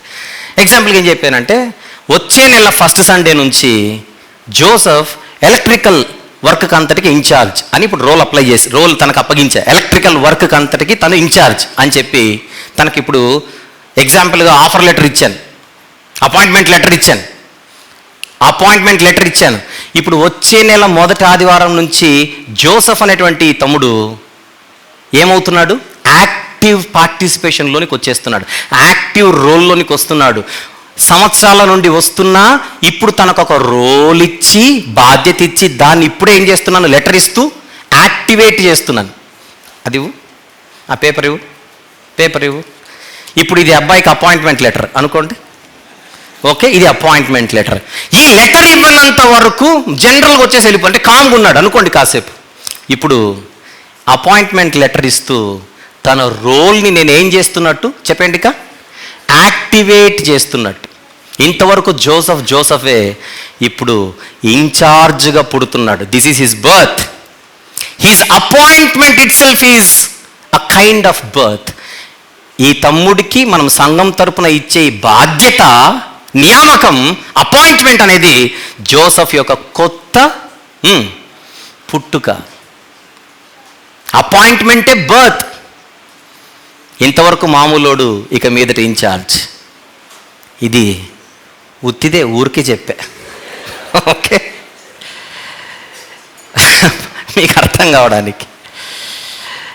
ఇప్పుడు జాగ్రత్తగా స్క్రీన్ మీద చూస్తే మీరు 22వ వచనంలో కలిగి ఉన్నాడు దేవుడు దేనిని? 22వ వచనంలో కలిగి ఉన్నాడు దేవుడు దేనిని? జ్ఞానాన్ని. కలిగున్న జ్ఞానాన్ని ఏం చేశాడు? 2వ వచనంలో, నెక్స్ట్ వచనంలో నియమించాడు. కలిగున్న జ్ఞానాన్ని యాక్టివేట్ చేశాడు. దేనికి? ఇక సృష్టి వర్క్ స్టార్ట్ అవ్వాలి, నువ్వు యాక్టివేట్ అయిపోవాలి. విజ్డమ్ అనేది పర్సనిఫై చేయబడుతూ ఒకప్పుడు అది యాక్టివేట్ చేయబడినటువంటి సందర్భాన్ని చెబుతోంది జ్ఞానం. ఏమిటది? అలా నేను నియమింపబడమే నా యొక్క అ కైండ్ ఆఫ్ బర్త్, పుట్టుక. అప్పుడు నుంచి ఏం జరిగింది? పుట్టి తిని 23వ వచనంలో ప్రవాహ జలములు లేనప్పుడు అదైపోయింది. 24వ వచనంలో ఇంకా భూమిని దాని మైదానంలో ఆయన చేయక మునుపు, నేల మట్టిని రవంతని సృష్టించక మునుపు నేను పుట్టి తిని. పుట్టడం అంటే అర్థం ఏంటి? ఇక్కడ ఒకప్పుడు లేను, ఇప్పుడే సడన్గా పుట్టాను అని కాదు పాయింట్. అక్కడ 1కి 10 సార్లు వినండి మెసేజ్. 1కి 10 సార్లు వినండి, సారం అర్థమయ్యేంత వరకు వినండి. ఒక కొత్త రోల్లోనికి వస్తుంది జ్ఞానం, ఒక కొత్త రోల్లోనికి యాక్టివేట్ చేయబడుతుంది ఇక్కడ. అంటే అంతకుముందు నిద్రపోతుందని కాదు ఇక్కడ. అంటే ఇంకా గుడ్డు మీద ఏంటది ఈగలు బీకే రకం చూసారా, ఈ బిట్ కట్ చేస్తారు పెట్టి, వంశీ గారు జ్ఞానం యాక్టివేట్ చేయబడిందంట అంటే దేవుణ్ణిలో ఒకప్పుడు అది నిద్రపోతుందట. అదా నా ఉద్దేశం. మీకు అర్థం కావడం చెబుతున్న వర్డ్స్ అవి, ఎగ్జాంపుల్స్ అవి. ఇక వర్క్ స్టార్ట్ అవుతుంది, కమాన్ అని విజ్డమ్ని యాక్టివేట్ చేస్తున్న సందర్భం అది. అది పుట్టి తిని అనేటువంటి పాయింట్. ఇప్పుడు పాయింట్ ఏంటంటే ఇంతవరకు చెప్పింది అదే, థర్డ్ పార్ట్ అయిపోయింది. రెండవ పార్ట్ ఏంటి? పుట్టుకనగా ఏమి? మూడో భాగం నియమింపబడుట అనగా. నియమింపబడుట కూడా కొన్ని సందర్భాలలో పుట్టుట అనే అర్థంలో ఉంటుంది. దానికి ఎగ్జాంపుల్స్ చెప్పాను. యేసుక్రీస్తు ప్రభు సింహాసనం మీద కూర్చోవడం అంతెందుకు, ఇంతకుముందు భాగాలు మీకు గుర్తుంటే దావీదు గారి తరువాత సింహాసనం మందు దేవుడు ఎవరిని కూర్చోబెట్టాడు? ఆయన ఫ్యామిలీలో సొలొమోనును కూర్చోబెట్టి, నీ కుమారుడైన సొలొమోనును నేను కుమారునిగా కోరుకుంటున్నాను. కుమారునిగా కోరుకోవడం ఏంటి? నీ కొడుకు రాజపుత్రుడిగా నేను అపాయింట్ చేస్తున్నాను. ఇది పాయింట్. అక్కడ చెప్పాను కదా, వచనం గుర్తుందా? దినవృత్తాంతాల మొదటి గ్రంథం 28వ అధ్యాయం 6వ వచనం. బైబిల్ ఉన్నవారు తీసి మనసున్న వాళ్ళు చదవండి చాలు, క్విక్. దినవృత్తాంతాల మొదటి గ్రంథం 28వ అధ్యాయం 5-6 వచనములు చాలు. 5-6 వచనములు చాలు. నేనే చదువుతున్నాను. యెహోవా నాకు అనేక మంది కుమారులు దయచేసి ఉన్నాడు, అయితే ఇశ్రాయేలీయుల పైన యెహోవా రాజ్యసింహాసనం మీద కూర్చుండుటకు అపాయింట్మెంట్ గురించి మాట్లాడుతున్నాడు ఇక్కడ. 5-6 వచనములు. యెహోవా నాకు అనేక మంది కుమారులను దయచేసి ఉన్నాడు, అయితే ఇశ్రాయేలీయుల పైన యెహోవా రాజ్యసింహాసనం మీద కూర్చుండుటకు. అది అపాయింట్మెంటా కాదా? అపాయింట్మెంట్, కూర్చుండుటకు. ఆయన నా కుమారులందరిలో సొలొమోనును కోరుకొని ఆయన నాతో ఇలాగ సెలవిచ్చాను, నేను నీ కుమారుడైన సొలొమోనును నెక్స్ట్ నాకు కుమారునిగా ఏర్పరచుకొని ఉన్నాను. ఏంటి, ఆల్రెడీ కొడుకే మళ్ళీ ఏర్పరచుకోవడం ఏంటి? అబ్షాలోము చేసింది కూడా దేవుడే కదా. మరి అబ్షాలోము అనేటువంటి ఆయన పుట్టించింది కూడా దేవుడే కదా. అబ్షాలోముకు కూడా దేవుడే తండ్రి కదా. ఆల్రెడీ సొలొమోనుకు తండ్రి కదా. మరి కొత్తగా కుమారునిగా ఏర్పరచుకోవడం ఏంటి? నీ కుమారుడైన సొలొమోనుకు నేను ఇస్తున్న మరొక జన్మది. ఏ జన్మ? పొలిటికల్ జన్మ, రాజకీయ జన్మ, సింహాసనం ముందు కూర్చునేటువంటి ఒక కొత్త రోల్. అలాగే సొలొమోను గారి అపాయింట్మెంట్ అన్నది సొలొమోను గారికి మరొక బర్త్ అయితే, 23వ వచనంలో నియమింపబడి తినని చెబుతున్న జ్ఞానం, అది నా పుట్టుక. అంటే అర్థం ఏంటి? కొత్త role. It's a different role, different function. సృష్టిని చేయడంలో జ్ఞానము ఏం చేసింది? యాక్టివ్ రోల్ ప్లే చేసింది. ఇంతవరకు అర్థమైన వాళ్ళు చేయొద్దండి. ఇట్ ఈస్ క్లియర్ అని. మీరు వినకపోతే, మీకు అర్థం కాకపోతే, ఇలాంటి వాళ్ళందరూ వచ్చి నోటికి వచ్చిందల్లా మాట్లాడతారు. ఎలాంటి వాళ్ళు? ఇప్పుడు స్క్రీన్ మీద నేనే కనపడుతున్నాను, నన్ను చూడకండి. ఫస్ట్లో చూపించిన ఆయన అలాంటి వాళ్ళు. ఓ క్రైస్తవుడు, నువ్వు నమ్ముతున్న యేసు ప్రభు తక్కువ స్థితిలో ఉన్నవాడు, నువ్వు పెద్దగా ఏం ఊహించుకోకంటున్నారు. సవ్వాలే లేదంటున్నాం ఇక్కడ, సమస్య లేదు. నీకు అర్థం కాలేదు. 8 సామెతలు 8:22 నీకు అర్థం కాలేదు, 23 నీకు అర్థం కాలేదు, 24 నీకు అర్థం కాలేదు. ఆ వశాలు పెట్టుకొని ఎగిరెగిరి పడుతున్నాం. Last final point. ఫస్ట్లోనే చెప్పాను క్లూ, మళ్ళీ ఇక్కడికి వస్తున్నాను. ఆ పదం గుర్తుపెట్టుకోండి చాలు. ప్యారలలిజం అనే పదం గుర్తుపెట్టుకోండి. పోలిక. జాగ్రత్తగా విందాం. ప్రపంచ క్రైస్తవ పండిత వర్గంలో, క్రైస్తవ పండిత ప్రపంచంలో 3 రకాల అభిప్రాయాలు ఉన్నాయని చెప్పాను కదా ఫస్ట్లో. అక్కడికి వస్తున్నాయి. ఇప్పుడు జ్ఞానం మాత్రమే తీసుకోవాలనేది ఒక ఒపీనియన్. కాదు యేసు ప్రభునే తీసుకోవాలని ఒక ఒపీనియన్. ఇప్పుడు జ్ఞానాన్ని తీసుకున్నా, యేసు ప్రభుని తీసుకున్నా ఒకటి తేలిపోయింది. ఏమిటది? మధ్యలో వచ్చిన కాంటెక్స్ట్ కాదు ఇది, శాశ్వతము, నిత్యత్వం అనేటువంటి సెన్స్లోనే ఉంది. ఇంతవరకు నేను చెప్పింది అది. ఇప్పుడు థర్డ్ పాయింట్కి వస్తున్నా. ఏమిటది? జ్ఞానం గురించే. కానీ ఇక్కడ కొన్ని వచనాలు ఉన్నాయి. స్పీడ్కి బైబిల్ తీయండి. బైబిల్ తీద్దాం. కొన్ని వచనాలు. 30వ వచనం. నేను ఆయన యొద్ద ప్రధాన శిల్పినై అనుదినము సంతోషించుచు నిత్యము ఆయన సన్నిధిని ఆనందించుచుంటిని. ఓవరాల్గా బైబిల్లో సృష్టిని గురించి మనం మాట్లాడినప్పుడు బైబిల్లో కలిగి ఉన్నదేదియు ఆయన లేకుండా కలుగలేదనే పదం ఉందా లేదా బైబిల్లో? ఆది యందు వాక్యము పుట్టెనునా ఉండెనునా? బైబిల్. ఆది యందు వాక్యము ఉండెనునా పుట్టెనునా? ఉండెను. వాక్యము దేవుని యొద్ద, మీరు చెప్పాలి, ఉండెను. వాక్యము దేవుడై ఉండెను. కలిగి ఉన్నదేది ఆయన లేకుండా కలుగలేదు, సమస్తము ఆయన ద్వారా కలుగజేయబడినవి. అలా బైబిల్ మొత్తం చూస్తే కలుగజేయబడినదంతయు కూడా యేసు ప్రభు ద్వారా కలుగజేయబడినవి, యేసు ప్రభు ద్వారా కలుగజేయబడినని సుస్పష్టంగా మనకు అర్థమైపోతుంది. అంటే సృష్టి కార్యక్రమములో యేసు ప్రభు వారు యాక్టివ్ రోల్లో ఉన్నారా లేరా? అది చెప్పండి చాలు. యాక్టివ్ రోల్లో ఉన్నారా లేరా? ఉన్నారు. ఎందుకంటే హెబ్రీ పత్రికకు వచ్చేసరికి ఆది యందు ప్రభువా నువ్వు భూమికి పునాది వేసితివి, ఆకాశములు కూడా నీ చేతి పనులే అంటున్నాడు హెబ్రీ పత్రికలో 1వ అధ్యాయంలో 10వ వచనం నుండి. భూమికి పునాదులు వేసి ఆకాశములను చేసి ఇవన్నీ మనం చూస్తే యేసుక్రీస్తు ప్రభువారు సృష్టిని చేసేటప్పుడు యాక్టివ్ రోల్లో ఉన్నాడు. సమస్తము ఆయన ద్వారా చేయబడింది. మరి సామెతల గ్రంథంలో జ్ఞానము వలన యెహోవా భూమిని స్థాపించెను, జ్ఞానము చేత ప్రపంచములను స్థాపించెను. జ్ఞానము యాక్టివ్ రోల్లో కనపడుతుంది. యేసు ప్రభు యాక్టివ్ రోల్లో కనపడుతున్నాడు. పైపెచ్చి ఆయనకు ఒక టైటిల్ కూడా ఉంది, దేవుని జ్ఞానమునై ఉన్నాడు అనేటువంటి టైటిల్ కూడా కనపడుతుంది. యెహోవా దేవునికున్న ఇండివిజువల్ విజ్డమ్ ఓకే, కానీ యేసు ప్రభు కూడా ఒక టైటిల్ ఉంది, జ్ఞానము అని. యేసు ప్రభు కూడా సృష్టిలో యాక్టివ్గా కనబడుతున్నాడు. సమస్తమును తన చేత్తో కట్టినవాడు. కట్టినవాడిని ప్రధాన శిల్పి అనకపోతే ఏమనాలి? కట్టినవాడిని ఆర్కిటెక్ట్, చీఫ్ ఆర్కిటెక్ట్ అనకపోతే ఏమనాలి? అంటే జ్ఞానం గురించి మాట్లాడుతున్నా ప్యారలల్గా యేసు ప్రభు గురించి కూడా ఇది మాట్లాడుతున్నట్టుగా కొన్ని వచనాలు అక్కడ కనబడుతున్నాయి. అది గమనిద్దాం ఇప్పుడు. అలా మాట్లాడుకుంటూ వెళ్ళిపోతే 35వ వచనంలో నన్ను కనుగొనువాడు జీవమును కనుగొనును అనే మాట ఉంది చూడండి. మామూలుగా జ్ఞానానికి అప్లై చేసినా కరెక్టే, యేసుప్రభుకు వర్తించకుండా యేసుప్రభుకు అప్లై చేయకుండా మామూలు జ్ఞానం గురించి మాట్లాడినా కరెక్టే. జ్ఞానము సంపాదించుటయే కదా జీవానికి మూలం. మరి అలాగే యేసుప్రభు కూడా అప్లై చేస్తే యేసుప్రభు కూడా అప్లై అవుతుంది. నేనే మార్గము, నేనే సత్యము, నేనే జీవము అంటే యేసు ప్రభు కూడా అప్లై అవుతుంది. అంటే ఈ కాంటెక్స్ట్లో 22 నుంచి 36 చదువుతుంటే జ్ఞానముతో పాటు ప్యారలల్గా యేసు ప్రభు కూడా అప్లై అవ్వగలిగే కొన్ని ఫంక్షన్స్ అక్కడ కనబడుతున్నాయి. దీన్నే ఇంగ్లీష్లో ఏమంటాం? ప్యారలలిజం. బైబిల్లో అలాంటి ప్యారలలిజమ్స్ కనబడతాయి. ఎగ్జాంపుల్, ఇశ్రాయేలు కుమారుడై ఉండగా ఐగుప్తు నుండి నేను అతనిని పిలిచితిని అని ఒక ప్రవచనం ఉంది హోషేయ గ్రంథం 11:1. అక్కడ ఇద్దరు గురించి చెబుతున్నాడు. ఒకటి గతములో ఇశ్రాయేలీల గురించి, భవిష్యత్తులో యేసుప్రభు గురించి. మత్తయి సువార్తలో కన్ఫర్మ్ చేశాడు కదా యేసుప్రభు కానీ, అందరికి తెలిసిన ప్రవచనం కనుక తీయించట్లా. ఏమిటది? ఇశ్రాయేలు బాలుడై ఉండగా నేను అతనిని ఐగుప్తు నుండి పిలిచితిని. ఎవరికి అప్లై అవుతుంది ఇది? ఇద్దరికి అప్లై అవుతుంది. ఎవరెవరికి? పాస్ట్లో అయితే ఇశ్రాయేలీలకు, ఫ్యూచర్లో అయితే యేసుప్రభుకు.